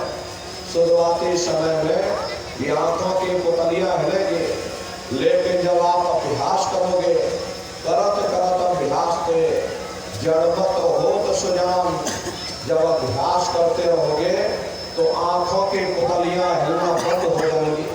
तो दूर सामने अंधेरे में एक जगह अपनी दृष्टि को एकाग्र करिएगा या उस अंधेरे को ही देखते रहना, दृष्टि अपने आप एकाग्र हो जाएगी। उस समय किसी के बारे में सोचना नहीं, किसी के बारे में विचार मत करना, शरीर को बिल्कुल हिलाना डुलाना नहीं, शून्य होकर के सामने अंधेरे को देखते रहो। देखते देखते देखते देखते आपकी दृष्टि अंधेरे में टिक जाएगी और जैसे ही आपकी दृष्टि उस अंधेरे में एकाग्र होगी तो सुई की नोक के बराबर ताले में भी काला बिंदु, बड़ा चमकीला बिंदु होगा, चम चम चम चम चमकेगा, वो आपको अंतर में सामने दिखाई पड़ जाएगा। जब वो चमकदार बिंदु सामने दिखाई पड़ जाए तब आप अपनी दृष्टि को उस बिंदु पर एकाग्र कर देना। जब आप अपनी दृष्टि बिंदु पर एकाग्र कर दोगे तो बिंदु के चारों तरफ से बड़ा भारी प्रकाश निकलेगा, चक्र की तरह से बहुरंगी प्रकाश होगा। वो प्रकाश धीरे धीरे धीरे धीरे बड़ा होता चला जाएगा। साधक इतना मोहित हो जाता है कि बिंदु को छोड़ देता और दाएं बाएं प्रकाश को देखने में लग जाता। जब आप दाएं बाएं प्रकाश को देखने में लग जाओगे तो प्रकाश तो उस बिंदु से निकल रहा और आपने बिंदु को छोड़ दिया, प्रकाश को देखने में लग गए तो प्रकाश भी गायब हो जाएगा, बिंदु भी गायब हो जाएगा, फिर अंतर में अंधेरा छा जाएगा, फिर आपको उतनी मेहनत करनी पड़ेगी। इसलिए दाएं बाएं बिल्कुल मत देखना, आपका निशाना बिंदु पर टिका रहे जिसमें से वो प्रकाश निकल रहा। वही बिंदु दरवाजा है, वही बिंदु खिड़की है, उसी को हरि का द्वार कहा गया। वो हरि द्वार है, वो धीरे धीरे खुलने लग जाएगा। बहुत विशाल दरवाजा, ये संसार कुछ नहीं, ऐसे लाखों संसार एक साथ दरवाजे से होकर के अंदर भेज दिए जाए पता तक नहीं चलेगा। इतना विशाल वो हरि का द्वार है, वो धीरे धीरे खुल जाएगा और आप दरवाजे के अंदर दाखिल हो जाओगे। बहुत बड़ा मैदान दिखाई पड़ेगा, उसी मैदान में जाकर के खड़े हो जाओगे तो सबसे पहले आपको अपने सतगुरु के स्वरूप का दर्शन होगा और वो आपकी उंगली को पकड़ करके आगे का सफर तय करेंगे। लेकिन सतगुरु के स्वरूप का दर्शन जब होगा जब आप जय गुरुदेव नाम का स्मरण करोगे। अगर आपने स्मरण ना किया, आपने उनको याद ना किया, तो जब आप उनको याद ही नहीं करोगे तो भला वो आपको दर्शन क्यों देंगे। और जब आपको दर्शन नहीं होगा तो आप आगे का सफर तय नहीं कर सकते। इसीलिए जय गुरुदेव नाम का स्मरण सबसे पहले कराया जाता। जब आप जय गुरुदेव नाम का स्मरण करोगे, फिर जब आप ध्यान पर बैठोगे और जब दरवाजे के अंदर दाखिल हो जाओगे तो सबसे पहले उन्हीं के स्वरूप का दर्शन होगा। वो आपकी उंगली को पकड़ करके आगे का सफर तय करेंगे। यह है ध्यान करने का तरीका। एक बार फिर से आप लोग समझ लो कैसे ध्यान करोगे। घर में पलथी मार करके बैठ जाना, अपनी बाहरी आंखों को बंद कर देना और दोनों आंखों के मध्य भाग में अपने ध्यान को एकाग्र करने की कोशिश करना। और यही तो कहा गया कि दोनों तिल एक तार मिलाओ और तब देखो गुलजारा है। यानी दोनों आंखों के केंद्र बिंदु को एक का करो, सामने देखिएगा, सामने आपको अंधेरा दिखाई पड़ेगा। बस उसी अंधेरे में एक जगह पर आप अपनी दृष्टि को एकाग्र करिए। जैसे ही आपकी दृष्टि अंधेरे में टिक जाएगी, वो चमकदार बिंदु सामने दिखाई पड़ जाएगा, चम चम चम चम चमकेगा। जब वो चमकदार बिंदु सामने दिखाई पड़ जाए, तब आप अपनी दृष्टि को उस बिंदु पर एकाग्र कर देना। वही बिंदु दरवाजा है, वो दरवाजा खुल जाएगा और आप दरवाजे के अंदर दाखिल हो जाओगे। ये दिव्य दृष्टि खुल जाएगी, ये शिव नेत्र खुल जाएगा और आप प्रेमी भाई बहनों दरवाजे के अंदर दाखिल हो जाओगे। एक बार ये दिव्य दृष्टि खुल जाए तो क्या भूत और क्या भविष्य और क्या वर्तमान, कोई भेद गुप्त नहीं रहता। लाखों वर्ष पहले क्या हुआ था, भविष्य में क्या होने वाला, बैठे बिठाए आप सब कुछ जान सकते हैं। तो यह ध्यान करने का तरीका। और तीसरा है भजन। भजन कहते उस शब्द को सुनना, उस नाम को सुनना, उस आवाज को सुनना जो मालिक के घर से आवाज आ रही है। तो कैसे आप लोग भजन करोगे, अच्छी तरह समझ लो प्रेमी भाई बहनों, कि बाहर से आंख और कान को बंद कर देना, दोनों उंगली कानों में डाल करके ये कानों को बंद कर देना। कान इसीलिए बंद किए जाते हैं ताकि बाहर की कोई आवाज हमको सुनाई ना पड़े। अपनी सुविधा के अनुसार बैठिएगा, कुर्सी पर चाहे कुर्सी पर बैठ जाओ, सोफे पर चाहे सोफे पर बैठ जाइए, या कोई कड़ा तकिया इस तरह से रख लेना और दोनों कोहनी यहाँ रख करके दोनों उंगली कानों में डाल करके ये कानों को बंद कर लेना।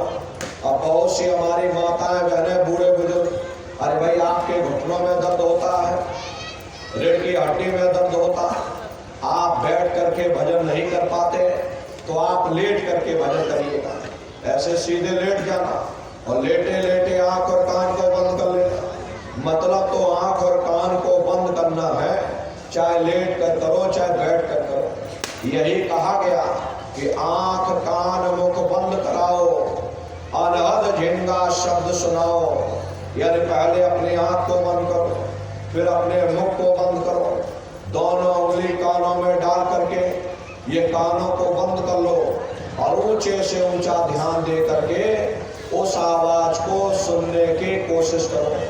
प्रेमी भाई बहनों, जब आप अपने कानों को बंद करके ऊंचा ध्यान दे करके सुनोगे तो आपको ऐसा अनुभव होगा कि कहीं सीटी जैसी आवाज हमारे कानों में गूंज रही, हर एक को सुनाई पड़ेगी।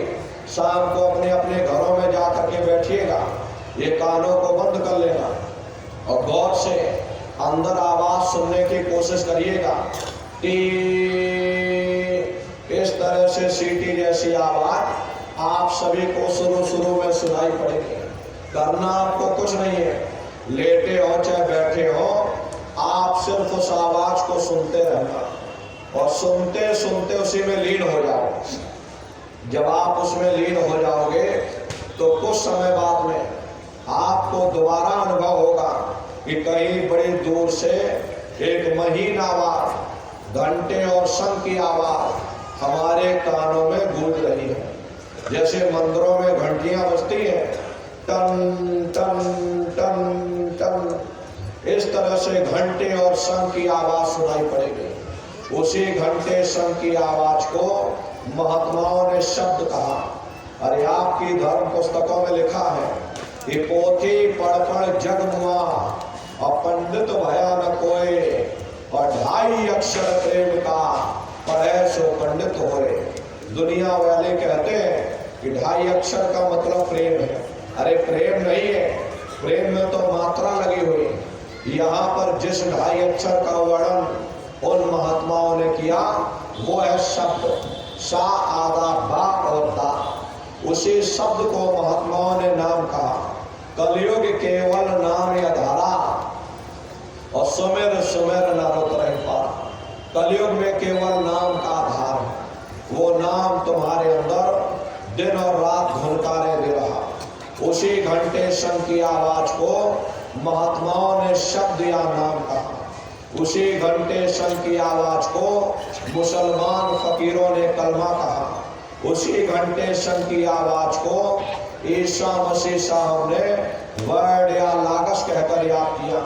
उसी घंटे शंख की आवाज को गुरु नानक साहब ने धुन की वाणी, अनहद वाणी, सच्ची वाणी कहकर याद किया। चीन में जो महात्मा हुए उन्होंने इसको ताओ कहकर याद किया और हिंदू महात्माओं ने इसे देववाणी, आकाशवाणी कहकर याद किया। उन अलग अलग महात्माओं ने अपनी अपनी भाषा में हम लोगों को समझाने की कोशिश की कि भाई वो घंटे शंख की आवाज तुम्हारे अंदर गूंज रही है, वो तुमको सुनाई पड़ेगी, लेकिन शुरुआती समय में ऐसा मालूम होगा कि कहीं बड़े दूर पर घंटियां बज रही, टन टन टन टन, लेकिन सुनाई हरेक को पड़ेगी।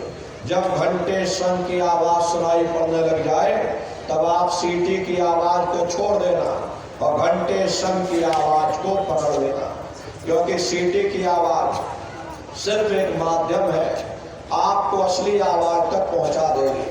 और जब आपको असली आवाज मिल जाए, यानी घंटे शंख की आवाज सुनाई पड़ने लग जाए, तब आप उस आवाज को पकड़ लेना, उसको आप सुनने लग जाना। जब आप उसको सुनने लग जाओगे तो सीटी की आवाज बंद हो जाएगी और घंटे शंख की आवाज बढ़ने लगेगी और बढ़ते बढ़ते इस कदर बढ़ेगी कि आपके रोम रोम में वो घंटे और शंख की आवाज गूंजने लगेगी। बड़ी घनघोर आवाज होती है, बड़ी मधुर वो आवाज होती है। ये जो दुनिया के संगीत आप सुनते हो, ये संगीत उसके सामने कुछ नहीं है।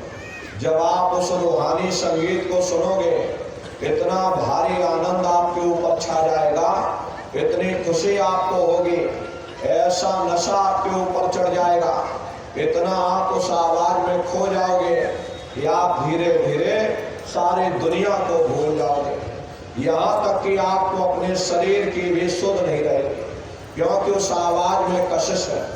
वो शब्द चुंबक है, वो आपको अपनी ओर खींचेगा। जब आप उस आवाज को सुनने लगोगे तो वो आवाज आपको अपनी ओर खींचेगी और जब खिंचाव होगा तो जीवात्मा का फैला हुआ प्रकाश ये 9 द्वारों से सिमटने लगेगा। अब जरा ध्यान से समझिएगा, ये 9 द्वार कौन कौन से, अच्छी तरह समझ लो। 2 आंख, 2 कान, 2 नाक के सुराख, 1 मुंह और 2 मलमूत्र का रास्ता, ये शरीर के 9 दरवाजे हैं। सबसे पहला दरवाजा गुदा चक्र आता है। गुदा चक्र में गणेश जी वास करते हैं। गणेश जी यहाँ के मालिक हैं। ये 4 दल का कवर है। यहाँ पर पृथ्वी तत्व पाया जाता है। उसके ऊपर इंद्रिय चक्र आता है। इंद्रिय चक्र में ब्रह्मा जी वास करते हैं। ये 6 दल का कवर है। यहाँ पर जल तत्व पाया जाता है। उसके ऊपर ये नाभि चक्र आता है। नाभि चक्र में विष्णु जी वास करते हैं। ये 8 दल का कवल है। यहाँ पर अग्नि तत्व पाया जाता है। उसके ऊपर ये हृदय चक्र आता। हृदय चक्र में शिव जी वास करते हैं। ये 12 दल का कवल है। यहाँ वायु तत्व पाया जाता है। वास तो वो ऊपरी मंडलों में करते हैं, लेकिन उनका प्रकाश, उनकी किरणें इन चक्रों पर पड़ती है। उसी के ऊपर एक कंठ चक्र आता है। यहाँ आद्या महाशक्ति की किरणें पड़ती हैं और ये 16 दल का कवल है। और आप सबसे ऊपर, आपकी जीवात्मा सबसे ऊपर दोनों आंखों के मध्य भाग में बैठी हुई है, जहाँ पर देवियां बिंदी लगाती हैं और पुरुष जहाँ टीका लगाते हैं। ये बिंदी टीका यहाँ इसीलिए लगाया जाता है क्योंकि यहाँ जीवात्मा बैठी है, उसका श्रृंगार किया जाता है और कोई दूसरा कारण यहाँ बिंदी टीका लगाने का नहीं है। लगाने को यहाँ लगाओ, यहाँ लगाओ, यहाँ लगाओ, लेकिन यहीं पर इसीलिए लगाया जाता है क्योंकि यहाँ जीवात्मा बैठी है। तो यहीं पर बैठ करके जीवात्मा अपने प्रकाश को नीचे के चक्रों में फैलाती है, जिससे आपका ये शरीर चलता है, आपके पैर चलते हैं, आपके हाथ चलते हैं, शरीर का हर एक अंग चलता है। तो जब आप भजन करोगे, घंटे शंख की आवाज को सुनोगे, तो उस आवाज में कशिश है। वो शब्द चुंबक है, वो आपको अपनी ओर खींचेगा, और जब खिंचाव होगा तो जीवात्मा का फैला हुआ प्रकाश 9 द्वारों से सिमट करके यहाँ 10वें द्वार पर एकाग्र हो जाएगा, जहाँ ये जीवात्मा बैठी हुई। और जैसे ही जीवात्मा का प्रकाश 9 द्वारों से सिमट कर यहाँ पर इकट्ठा हुआ, तुरंत वो शब्द जीवात्मा को खींच करके इस शरीर से अलग कर देगा। फिर आप अपनी आंखों से देखिएगा कि हमारा शरीर ये पड़ा और हम ये खड़े, आप अपने ही शरीर से अलग हो जाओगे। प्रेमी भाई बहनों, ये शरीर से जीवात्मा अलग हो करके फिर उसी आवाज को पकड़ करके ब्रह्मांडों की चढ़ाई करती है। जैसे चिड़िया होती है, चिड़िया घोंसले से निकल करके आसमानों की उड़ान भरती है, देवी देवताओं के दर्शन करती है। प्रेमी भाई बहनों, जैसे चिड़िया घोंसले से निकलकर आसमानों की उड़ान भरती, ऐसे ही तुम्हारी जीवात्मा इस शरीर रूपी घोंसले से निकल करके ब्रह्मांडों की सैर करेगी, देवी देवताओं के दर्शन करेगी और घूम करके फिर अपने शरीर में प्रवेश कर जाएगी। प्रेमी भाई बहनों, बड़ी भारी इसकी रफ्तार होती, पलक झपकते हैं जीवात्मा खरबों योजन ऊपर चली जाती है। अरे ब्रह्मा विष्णु और महादेव जिनकी सारी दुनिया पूजा करती है, सभी लोग ब्रह्मा विष्णु महादेव की पूजा करते हैं। आखिर ये है कौन? ये कहाँ पर रहते हैं? इनके माँ बाप कौन है? ये क्या काम करते हैं? राम कौन है? कृष्ण कौन है?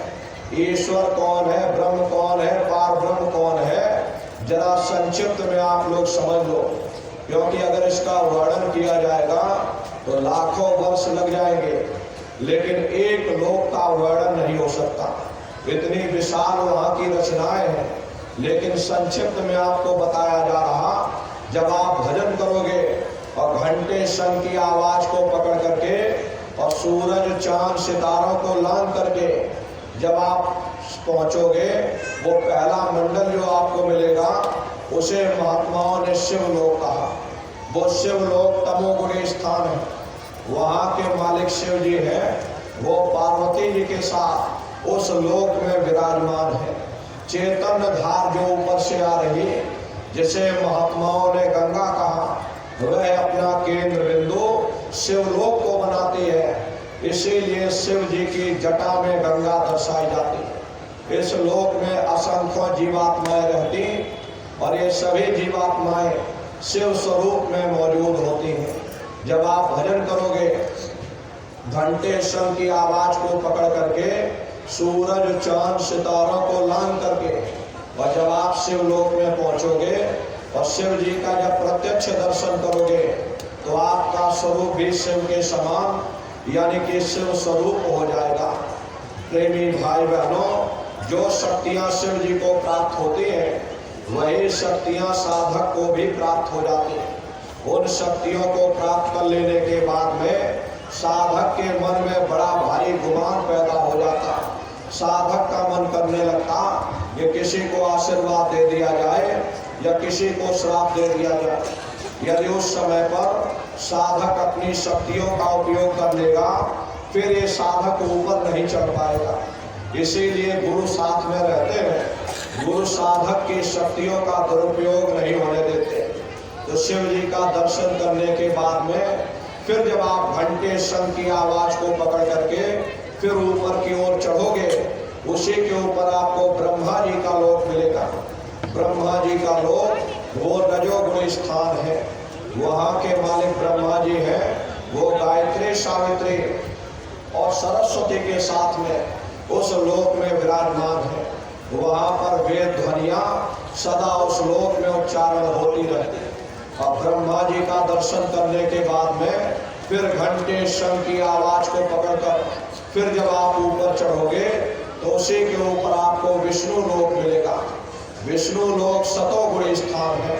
वहाँ के मालिक विष्णु जी हैं। उनका बड़ा मनमोहक स्वरूप है। उनकी 4 भुजाएं हैं और चारों भुजाओं में शंख, गदा, पद्म और चक्र सुशोभित है। और आप क्षीर सागर में लक्ष्मी जी के साथ विराजमान है। ये तीनों देवता ब्रह्मा विष्णु और महादेव अपने अपने लोक में बैठकर राज कर रहे। एक रचयिता है जो हम जीवों को रचता है, एक पालनहार है जो जीवों को पालता है, और एक संहार करता जो जीवों को नष्ट कर देता। एक का काम है घड़े को बनाना, एक का काम है घड़े की सुरक्षा करना, और एक का काम है घड़े को फोड़ देना। इनकी जो माता है वो आद्या महाशक्ति है। ब्रह्मा विष्णु महादेव लोक के ऊपर वो आद्या महाशक्ति का लोक आता है। उसी लोक को पार करने के बाद में सबसे पहला देश पड़ता है, या यूं कह लीजिए कि पहली राजधानी पड़ती है, जिसे महात्माओं ने सहस्र दल कवल कहा। वो राजधानी है।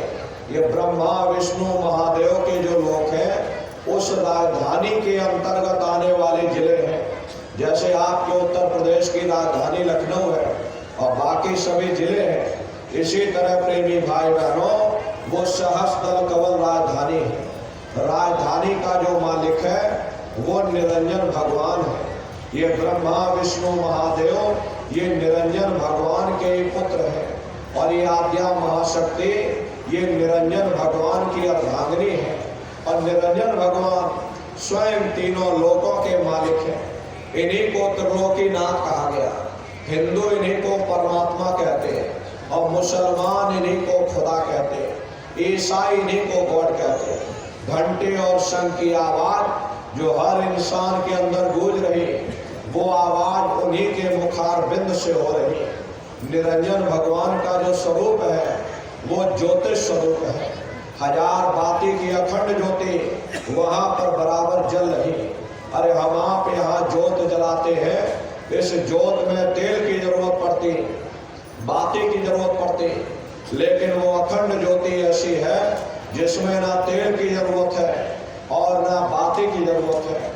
पलटू साहब ने जिक्र किया है कि उल्टा कुआ गगन में तिस्में जरे चिराग, और तिस्में जरे चिराग, बिना रोगन बिन बाती, अक्षय तुम्हारा मास, जरत रहे दिन राती। सतगुर मिले जो होए, ताय की नजर में आवे, और बिन सतगुर नहीं कोई, वाह को दर्शावे। वो अखंड ज्योति ऐसी है जिससे पूरा ब्रह्मांड प्रकाशवान हुआ। न जाने कितने ऋषि मुनि, न जाने कितने पीर पैगंबर औलिया उस ज्योत पर कुर्बान हुए बैठे। जितनी भी अवतारी शक्तियां आई, राम आए, राम को वहीं से नीचे उतारा गया। इसीलिए उस देश को अयोध्या नगरी भी कहा जाता। और जितने देवी देवता ब्रह्मा विष्णु महादेव आपकी उत्पत्ति वहीं से हुई। अरे गोस्वामी जी महाराज, यही चित्रकूट के बगल में राजापुर में गोस्वामी जी महाराज का जन्म हुआ। जब गोस्वामी जी महाराज साधना करके वहां पहुंचे, तभी उन्होंने अपनी धर्म पुस्तक में लिख दिया कि अति विचित्रता लोक अनेका, रचना अधिक एक तेका। विचित्र विचित्र भांत के वहां लोग, एक से बढ़कर एक सुंदर महल बने, जिनकी फर्श पर न जाने कितना सोना चांदी और कितने हीरे जवाहरात जड़े हुए। वहां के बाग और बगीचों की सुंदरता, और ये पेड़ तो कुछ नहीं, लाखों लाख जोजन मील की बुलंदी रखते। एक पेड़ को देखोगे लाखों वर्ष लग जाएंगे, लेकिन एक पेड़ की लंबाई पूरी नहीं देख पाओगे। इतनी विशाल वहां की रचना है। जब साधक वहां खड़े होकर के देखता है, देखता ही रह जाता। ये क्या ईश्वर की लीला है, कैसी उसकी कारीगरी, अनंत उसकी सत्ता, अनंत ही उसका प्रकाश। अरे नन्नारियों, उसी आनंद को पा करके बड़े बड़े राजे महाराजाओं ने अपने राजकाज पर ठोकरें मार दी और जंगलों में जा करके नंगे हो करके नाचने लगे। कितना आनंद, कितनी खुशी उन साधकों को चढ़ती होगी, ये वही जान सकता, कोई दूसरा इस चीज को नहीं समझ सकता। तो गुरु की दया कृपा से ये जीवात्मा यहाँ पहुंची। यहाँ के धनी का दर्शन करने के बाद में फिर दूसरे मंडल के शब्द को पकड़कर ये जीवात्मा दूसरे मंडल की चढ़ाई करती है। श्याम तज श्वेत को गहना, सुरत को तान धुन सुनना। अब बंक के द्वार धस बैठो और त्रिकुटी जाय कर लेना। इसी के ऊपर दूसरा देश आता है जिसे महात्माओं ने त्रिकुटी देश कहा। वहाँ के जो मालिक है वो ब्रह्म है, वहीं से मन और माया की उत्पत्ति हुई, वहीं से तीन गुण रजोगुण तमोगुण सतोगुण, तीनों गुणों की उत्पत्ति वहीं से हुई। ये जो आपके वेद है, अरे वेदों को सारी दुनिया पढ़ती है, वेदों की भी उत्पत्ति उसी स्थान से हुई है। प्रेमी भाई बहनों, महात्मा कहते हैं कि त्रिकुटी महल में विद्या सारा, घर हर गरजे बजे नगारा और लाल वरण सूरज उजियारा। वहाँ पर दो धुनें, बादलों की गर्जन और मृदंग की आवाज उस लोक में बराबर गूंजती रहती। जैसे पहले स्थान पर घंटे और शंख की आवाज गूंजती है, ऐसे दूसरे स्थान पर यानी ब्रह्म के देश में बादलों की गर्जन और मृदंग वहां पर बजता रहता। ये गर्जन तो कुछ नहीं, अगर वहां की गर्जन सुना दी जाए संसार के समस्त जीव समाप्त हो जाएंगे। ये कानों के पर्दे उड़ जाएंगे, ये बाहर के कान उसको नहीं सुन पाते। प्रेमी भाई बहनों, जीवात्मा की आंख अलग होती है, जीवात्मा के कान अलग होते हैं। जब तुम ये बाहर की आंख और कान को बंद कर लोगे तो अंतर की आंख और कान खुल जाएगी, वो उस आवाज को सुनेगी। और जब मृदंग वहां पर बजता है, जीवात्मा मस्त होकर के उसमें नाचने लगती। ओम का जाप बराबर वहां होता रहता। और ब्रह्म का जो स्वरूप है, लाल वरण सूरज उजियारा, ब्रह्म का जो स्वरूप है वो सुबह के लाल सूर्य के समान है। ये सूरज कुछ नहीं, ऐसे लाखों लाख सूर्य इकट्ठे करोगे तो वहां का एक सूर्य बनेगा। ब्रह्म का जो स्वरूप है वो सुबह के लाल सूर्य के समान, इसीलिए वहां का पूरा ब्रह्मांड लाल है। जहां तक आपकी निगाह जाएगी ब्रह्म देश में चारों तरफ आपको लाल ही लाल नजर आएगा। अरे मीराबाई जब साधना करके वहां पहुंची, तभी मीराबाई ने लिख दिया, लाली मेरे लाल की और जित देखो तो लाल, और लाली देखन में गई और मैं भी हो गई लाल। वो पूरा ब्रह्मांड ही लाल है। जितने साधक वहां पहुंच जाते हैं उन सभी को योगेश्वर कहा जाता है। जैसे व्यास जी हुए, वशिष्ठ जी हुए, वाल्मीकि जी हुए, इन सब की पहुंच वहीं तक थी। इसीलिए कहा गया कि वाल्मीकि भय ब्रह्म समाना। जब इनकी जीवात्मा वहां पहुंची और जब इन्होंने ब्रह्म का दर्शन किया तो इनका स्वरूप भी ब्रह्म के समान यानी कि ब्रह्म स्वरूप हो गया। तो जितने साधक वहां पहुंच जाते हैं उन सभी को योगेश्वर कहा जाता। योगेश्वर भगवान श्री कृष्ण उसी देश में वास करते। प्रेमी भाई बहनों, ये जो ब्रह्म देश है वो श्री कृष्ण भगवान का ही देश है और श्री कृष्ण भगवान वहीं पर रहते हैं। प्रेमी भाई बहनों, ये बाहर की जन्माष्टमी नहीं है जो आप लोग मनाते हो। महात्माओं ने कहा था भाई सही मायने में तुम जन्माष्टमी कब मनाओगे? जब तुम्हारी ये जीवात्मा 5 तत्व जल पृथ्वी अग्नि वायु आकाश और 3 गुण रजोगुण तमोगुण सतोगुण 5 तत्व 3 गुणों से परे होकर के ब्रह्म देश में पहुंच करके जब कृष्ण भगवान का दर्शन कर लेगी तब सही मायने में जन्म अष्टमी मनाओगे। वहां कृष्ण भगवान का दर्शन करने के बाद फिर तुम्हारी ये जीवात्मा तीसरे मंडल के शब्द को पकड़ करके तीसरे मंडल की चढ़ाई करती है। आगे पहुंची सुन झंकार, रंकार धुन सुनी पुकार, आगे सिद्ध सुन है भाई और मान सरोवर बैठ रही। इसी के ऊपर तीसरा देश आता है जिसे महात्माओं ने सुन्न देश कहा। उसी को रारंग देश कहा जाता, उसी को अक्षर और नेति कहा जाता। वहाँ के जो मालिक हैं वो रारंग पुरुष यानी कि पार ब्रह्म पुरुष है। वहाँ किंगरी और सारंगी 2 धुनें उस लोक में गूंजती रहती और पार ब्रह्म पुरुष का जो स्वरूप है वो पूर्णमासी के चंद्रमा के समान बड़ा ही मनमोहक स्वरूप है। इसी स्थान पर प्रेमी भाई बहनों एक बहुत बड़ा अमृत का सरोवर बना, जिसे महात्माओं ने मान सरोवर कहा। जब तुम्हारी ये जीवात्मा उस अमृत के सरोवर में स्नान करेगी तो जन्म जन्मांतरों के मैले पाप कर्म साफ हो जाएंगे। अरे यहाँ के पानी से तुम्हारे कर्मों की सफाई नहीं होने वाली। ये बाहर का पानी तुम्हारे शरीर के मैल को धो सकता, लेकिन जो पापों का मैल है, जो अंतःकरण में गंदगी जमा, वो जब साफ होगी जब आप तीसरे मंडल पर पहुंच करके उस गंगा में डुबकी लगाओगे। उसमें स्नान करने के बाद ये जीवात्मा हंस रूप हो जाती है। हंसन मिले हंसा हो जाई, मिले जो अमिया हारा है। जीवात्मा का खुद का प्रकाश उस अमृत के सरोवर में स्नान करने के बाद में 16 सूर्य के बराबर हो जाता। तब फिर यही जीवात्मा चौथे मंडल के शब्द को पकड़ करके चौथे मंडल की चढ़ाई करती है। 2 पर्वत के संग निहारो और भंवर गुफा के संत पुकारो। 2 पर्वतों को पार करने के बाद वो बड़ा सुंदर देश आता, जिसे महात्माओं ने भंवर गुफा कहा। वहाँ के जो मालिक हैं वो सोहन पुरुष है। वहाँ बंसी यानी मुरली की मधुर ध्वनियाँ सदा उस लोक में उच्चारण होती रहती। और सोहन पुरुष का जो स्वरूप है वो दोपहर के सूर्य के समान महाप्रकाशवान स्वरूप है। स्वरूप में अंतर है।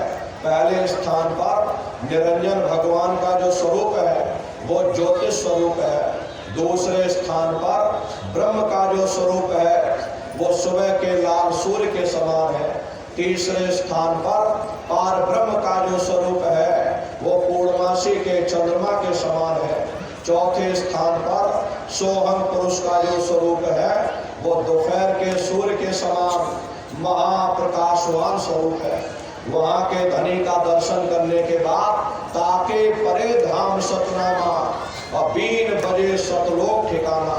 सोहम देश के ऊपर वो 5वां देश आता, जिसे महात्माओं ने सचखंड देश कहा। वो सचखंड देश अजर अमर अविनाशी सदा एक रस रहने वाला देश है। वहाँ न काल है, न कर्म है, न दुख है, न संताप है, न पुण्य है, न पाप है। जो जीवात्माएं वहाँ पहुँच जाती हमेशा के लिए जन्म मरण के बंधनों से आजाद हो जाती। वहाँ के मालिक सतपुरुष भगवान हैं, जिनके रोम रोम में खरबों खरब सूरज चांद सितारे प्रकाशमान। वही हमारे आपके सच्चे मालिक हैं, वही हमारे आपके सच्चे पिता हैं। अरे हमको आपको वहीं से नीचे उतारा गया। फिर शब्द को पकड़ करके हम लोगों को अपने घर सचखंड में वापस पहुंचना है। शब्द शब्द पौड़ी पर चढ़कर और पहुंचो सचखंड सतनाम।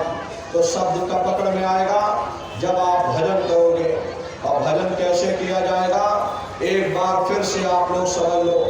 ये आँख और कान को बंद कर लेना, ऊंचा ध्यान दे करके सुनिएगा, लेकिन मन को रोकने की कोशिश करना। ये मन ऐसे समय पर जरूर भागेगा। आप अपने आप को कितना भी अंधेरी कोठरी में बंद कर लो, शरीर बंद पड़ा रहेगा, लेकिन मन आपका सारी दुनिया में भ्रमण करेगा। अभी यहाँ बैठे हो, किसी का मन पानी पीने का कर रहा, मन पानी पीने पहुँच गया। कोई खेती बाड़ी सोच कर आया, खेती बाड़ी में मन पहुँच गया। कोई दुकान दफ्तर छोड़ कर आया, मन दुकान दफ्तर में छोड़ पीछ गया। प्रेमी भाई बहनों, जहाँ पर आप बैठे हो शरीर बेचारा बैठा रहेगा, लेकिन मन सारी दुनिया में भ्रमण करेगा। जिन्होंने मार मंडाया उन्हीं को सूरमा कहना, और बड़ा बैरी मन घट में इसी का जीतना कठिना। अगर दुनिया में कोई हमारा दुश्मन है वह केवल हमारा मन है। ये मन रूपी रावण कब मरेगा, जब आप 9 द्वारों पर फतेह हासिल करके तुम 10वें द्वार पर चढ़ जाओगे, तब सही मायने में ये विजयदशमी मनाई जाएगी। तब ये मन रूपी रावण मरेगा। अरे बाहर प्रेमी भाई बहनों, ये बाहर की विजयदशमी नहीं है। जब आप 9 द्वारों पर फतेह हासिल करके तुम 10वें द्वार पर चढ़ जाओगे, तब सही मायने में ये विजयदशमी मनाई जाएगी, तब ये मन रूपी रावण मरेगा, तब तुम्हारी ये जीवात्मा शब्द को पकड़ करके ये ब्रह्मांडों की सैर करेगी। तो प्रेमी भाई बहनों, ये सुमरन, ध्यान और भजन, ये 3 क्रियाएं आपको बताई गई। नित्य नियम से आप सभी लोग करिएगा सुमरन, ध्यान और भजन। रास्ता बिल्कुल सच्चा है, आप करोगे आपको अनुभव होगा, दिखाई भी देगा और सुनाई भी पड़ेगा। लेकिन इतना ध्यान रखिएगा, जो भी आपको दिखाई या सुनाई पड़े आप लोग किसी को बताइएगा नहीं। बहुत से प्रेमी गलती कर देते और खुशी के मारे आप दूसरों को बता दोगे कि भाई हमको ऐसे ऐसे ब्रह्मांड दिख रहे, नदी, पेड़, पहाड़, झरने दिख रहे। अगर आपने दूसरों को बता दिया, फिर प्रेमी भाई बहनों, दिखाई सुनाई देना हमेशा के लिए बंद हो जाएगा। इसलिए ऐसी गलती मत करना। ये गूंगे की मिठाई है, जितना आप हजम कर लोगे उतना रास्ता खुलता चला जाएगा। तो सुमरन, ध्यान और भजन आप लोग बराबर नित्य नियम से करिएगा। रास्ता सच्चा है, आप करोगे आपको अनुभव होगा, दिखाई भी देगा और सुनाई भी पड़ेगा। अरे प्रेमी भाई बहनों, आप सभी लोग करिएगा और सभी लोग शाकाहारी रहिएगा, क्योंकि हमारे गुरु महाराज ने शाकाहार पर विशेष जोर दिया। गुरु महाराज बराबर कहते थे, ए बच्चा तुम शाकाहारी रहना, शाकाहार का प्रचार करते रहना, इसी से देश और दुनिया में भारी परिवर्तन होगा। अरे नारियों, परिवर्तन कोई कानून बनाने से नहीं होता, परिवर्तन कोई आंदोलन करने से नहीं होता, परिवर्तन कोई तोड़फोड़ करने से नहीं होता। परिवर्तन तब होता है जब आपके विचार बदलेंगे, जब आपके भाव बदलेंगे, और विचार जब बदलेंगे जब लोगों का खान पान शुद्ध होगा। अरे देशी कहावत है, जैसा खायम वैसा होए मन। जब इंसान पशुप्रति भोजन करेगा, उसकी बुद्धि स्वतः ही पशुओं जैसी हो जाएगी, सोच विचार उसका चिंतन स्वतः ही पशुओं जैसा हो जाएगा। फिर जिस शराब के नशे में माँ बहन बेटी की पहचान खत्म हो जाए, उस शराब को पी करके यह कैसे पता चलेगा कि क्या अच्छा और क्या बुरा है। यही कारण है कि आज घर समाज में, देश और दुनिया में, आपसी मुल्कों में ये रगड़े और झगड़े फैले हुए। अरे हम लोग मंदिर बनवाते हैं, हम लोग मस्जिद बनवाते हैं, उन मंदिरों में नहा धो करके जाते, कहते भाई परमात्मा के रहने की जगह है, हमको नहा धो करके जाना चाहिए, फूल अगरबत्ती ले जाना चाहिए। कोई उन मंदिरों में कूड़ा कचरा नहीं डालता। अगर कूड़ा कचरा डालोगे तो आपस में लाठियां चल जाएंगी।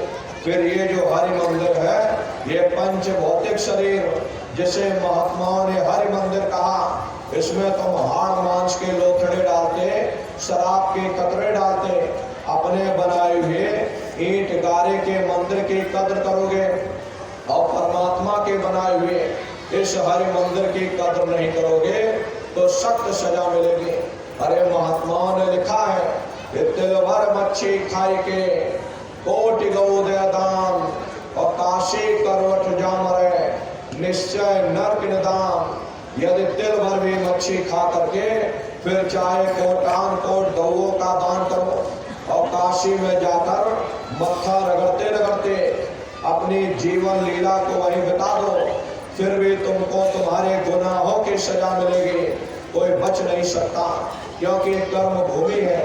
यहाँ तुम जैसे कर्म करोगे वैसा ही फल तुमको मिलेगा। देखिए इस कर्म भूमि पर कृष्ण भगवान तक नहीं बच पाए। उस समय बाली को छिप करके बाण मारा, वही बाली कृष्ण अवतार में बहेलिया बन करके आ गया। कृष्ण भगवान के पैरों में पद्म चमकता था, हिरण की आंख समझ करके निशाना मार दिया, और जब पास में आकर देखा अफसोस करने लगे। प्रेमी भाई बहनों, देखा कृष्ण भगवान थे, अफसोस करने लगे, लेकिन कृष्ण भगवान ने उसको समझाया, इसमें तुम्हारा कोई दोष नहीं। उस समय हमने तुमको मारा, आज तुमने हमको मार दिया, हमारा तुम्हारा अदला बदला पूरा हो गया। कर्म प्रधान विश्व रच राखा, जो जस करे सो तस क्या था। ये कर्मों का ऐसा देश है, यहाँ तुम जैसे बीज बोगे वैसे ही फसल काटोगे। अरे धृतराष्ट्र ने कृष्ण भगवान से पूछा, हे केशव मैं अंधा क्यों हूँ? मुझे 100 जन्मों की खबर है, मैंने इन 100 जन्मों में कोई ऐसा कर्म नहीं किया जिससे मैं अंधा होता। कृष्ण भगवान ने सिर पर हाथ रखकर कहा, जरा और पीछे जाकर देखो। देखा तो 106 जन्म का कर्म निकला। प्रेमी भाई बहनों, ये कर्मों का बड़ा पेचीदा जंजाल है। बड़े बड़े ऋषि मुनि, बड़े बड़े पीर पैगंबर औलिया, बड़े बड़े देवी और देवता ये कर्मों के जाल में फंस करके धोखा खा गए। कृष्ण भगवान ने उद्धव से कहा, हे उद्धव, ये जो तुम चीता देख रहे हो ये कई बार इंद्र बन चुका। अरे नर नारियों, जब स्वर्गों का राजा इंद्र वह अपने कर्मों के कारण चीता बन सकता, तो हम दुनिया के जीवों का क्या हाल होगा, हम लोग कभी विचार नहीं कर पाते। इसलिए प्रेमी भाई बहनों, अपने कर्मों की तरफ ध्यान दीजिएगा। ये कर्म प्रधान देश है, यहाँ तुम जैसा कर्म करोगे वैसा फल तुमको मिलेगा। अच्छा करोगे अच्छा नतीजा, बुरा करोगे बुरा नतीजा। कर्मों का फल मिल जाएगा, मुक्ति नहीं मिलेगी। मुक्ति अलग विषय है, कर्म अलग विषय है। कर्म करोगे तो कर्मों का फल तुमको मिलेगा। बुरा कर्म किए नरकों 84 में चले जाओगे। अच्छा कर्म करोगे तो अच्छा फल मिल जाएगा, तुम राजा महाराजा बन जाओगे। कौमों मजहबों मुल्कों की हुकूमत हासिल कर लोगे। लोहे की जंजीरें उतर जाएंगी तो सोने की बेड़ियां पड़ जाएंगी, हाथ से झाड़ू निकल जाएगी, हुकूमत की बागडोर मिल जाएगी। ज्यादा से ज्यादा तुम स्वर्ग वैकुंठ में चले जाओगे, वो भी भोग भूमि है। प्रेमी भाई बहनों, वो स्वर्ग वैकुंठ इसीलिए बनाए गए। कोई मनुष्य पुण्य कर्म करता है तो उसको स्वर्ग वैकुंठ में भोग भेज दिया जाता। वहां जब तक पुण्य कर्म रहेंगे तब तक वो स्वर्ग वैकुंठ में बना रहेगा, और पुण्य कर्म समाप्त होने के बाद में फिर मृत लोक में भेज दिया जाएगा। और जब ऊपर से नीचे उतारे जाओगे तो किसी बड़े घर में जन्म मिल जाएगा, और बड़े घर में जन्म लेने के बाद में कौन भला अच्छा कर्म करेगा। फिर बुरे खोटे कर्म किए तो फिर नरकों 84 में चले गए। ऐसे ही आवागमन चलता रहता, लेकिन मुक्ति नहीं मिलती। बिना कर्म कोई काया नाही, जग बस रहा कर्म के माही। कोई शरीर बिना कर्म के नहीं।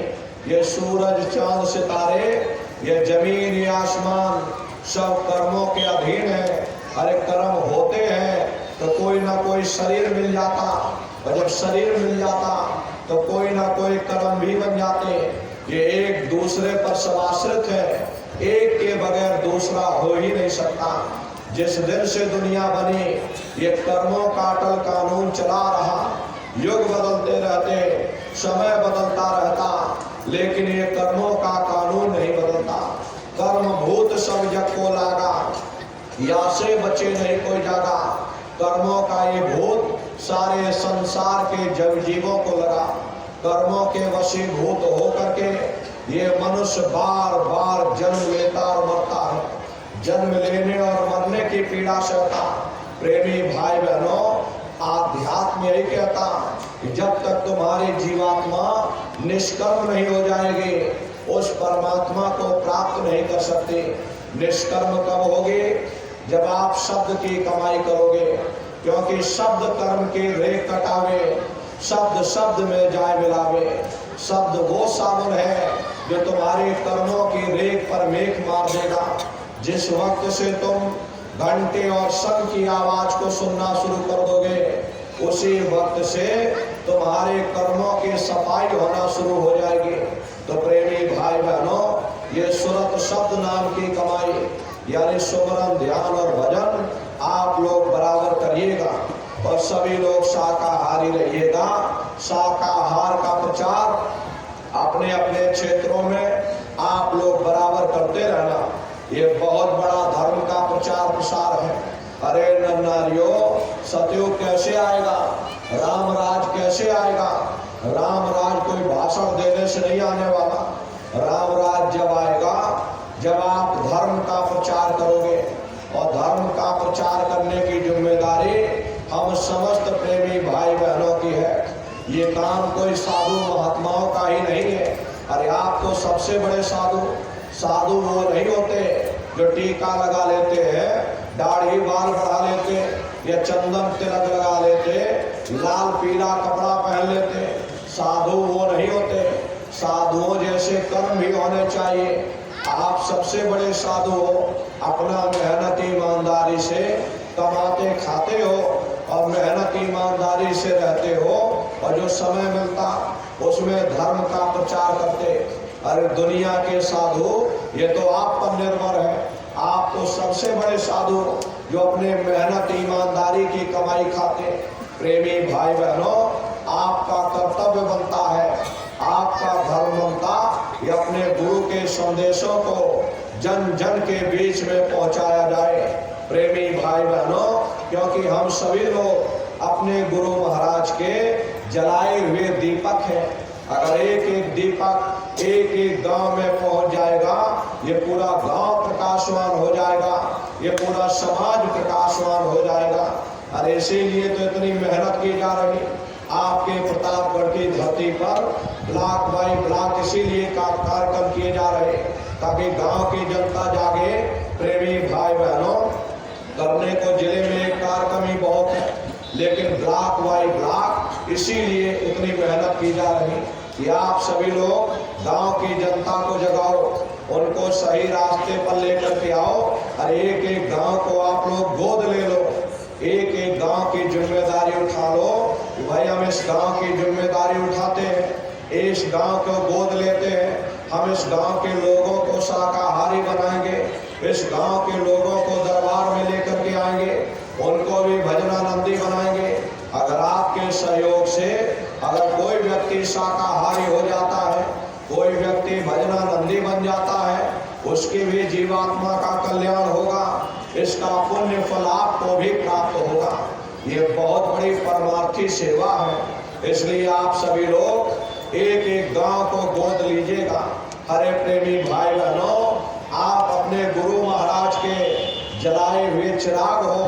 अगर एक एक चिराग एक एक गांव में पहुंच जाएगा, ये पूरा गांव प्रकाशवान हो जाएगा, ये पूरा समाज प्रकाशवान हो जाएगा।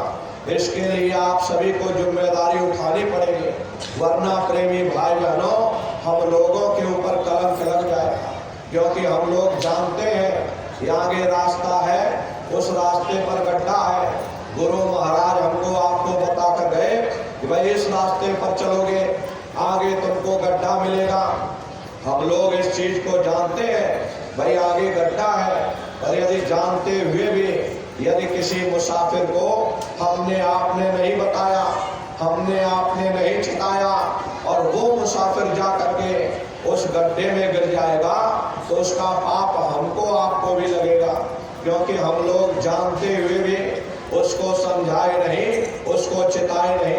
ये जिम्मेदारी हमारी आपकी है। प्रेमी भाई बहनों, हम समस्त प्रेमी भाई बहनों की ये जिम्मेदारी बनती है कि हम सभी लोग एक एक गांव को गोद लेकर के एक एक गांव की जिम्मेदारी उठा करके गांव गांव में जन जागरण करें, गांव गांव में धर्म का प्रचार प्रसार करें।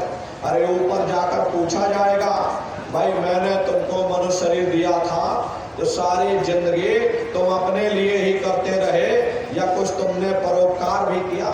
उस समय तुम कहने योग्य हो जाओगे, नहीं हमने धर्म का प्रचार किया, हमने इतने लोगों को शाकाहारी बनाया, इतने लोगों को मथुरा दरबार लेकर के गए, वही तुम्हारे लेखे जोखे में लिखा जुखा जाएगा।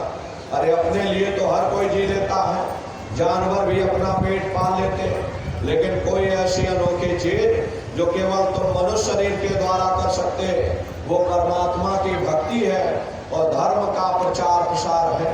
ये मानव तन आपको इसी उद्देश्य के लिए दिया गया ताकि तुम इस मानव मंदिर में बैठ करके उस मालिक की भक्ति कर लो और कोई धर्म का प्रचार कर लो, ताकि प्रेमी भाई बहनों तुम्हारा भी कल्याण हो जाए और इस जगत में रह रहे जीवात्माओं का भी कल्याण होगा।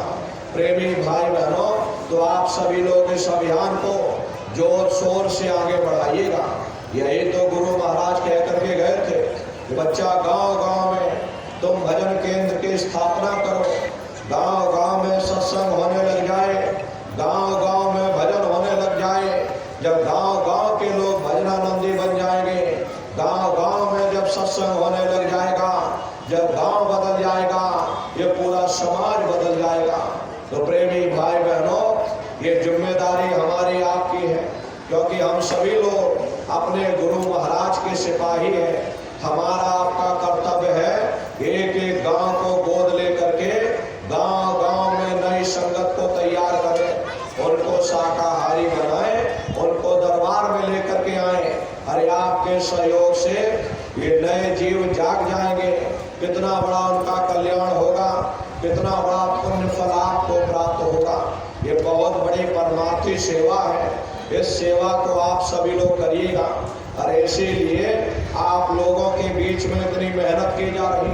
प्रेमी भाई बहनों, मामूली मेहनत नहीं है। 2.5 घंटा सुबह बोलना, 2-2.5 घंटा शाम को बोलना। प्रेमी भाई बहनों, एक एक दिन में 2-2 कार्यक्रम किए गए ताकि गांव की जनता जागे, नए लोग जागे, उनको सनातन मार्ग प्राप्त हो, वो भी शाकाहारी बने, एक अच्छे समाज का निर्माण हो जाए। अरे गुरु महाराज ने कहा था बच्चा सब लोग शाकाहारी हो जाओ। कब गुरु महाराज ने सन 70 और 72 के दशक में भविष्यवाणी की थी, ए बच्चे बच्चियों, आगे चलकर ऐसी ऐसी बीमारियां आएंगी, डॉक्टर की बुद्धि काम नहीं करेगी। प्रेमी भाई बहनों, वही समय आगे आ रहा। लाशें पड़ी घर घर में सड़ेंगी, बचाने वाला मिलेगा न कोई, जमाना बदलेगा। और कहे जय गुरुदेव पुकार, जमाना बदलेगा। गुरु महाराज की एक एक वचनवाणियां, एक एक भविष्यवाणी आगे चलकर सत्य सिद्ध होगी। प्रेमी भाई बहनों, ये तो कुछ नहीं, आगे ऐसा समय आ रहा, प्रेमी भाई बहनों, देखने में ही दिल दहल जाएगा।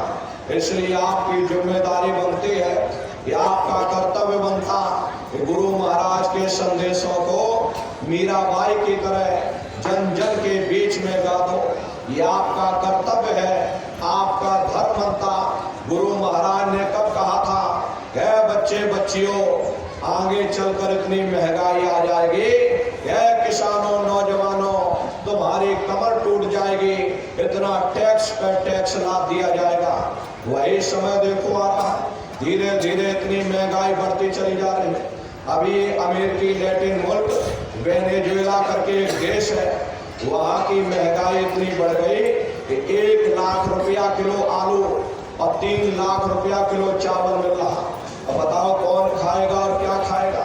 बोरा भर भर के गुरु महाराज कहते थे, नोटों का बोरा भर भर के तुम ले करके बाजार में जाओगे, ये बोरा भर के नोट ले जाओ, मुट्ठी भर अनाज का दाना तुमको नहीं मिलेगा।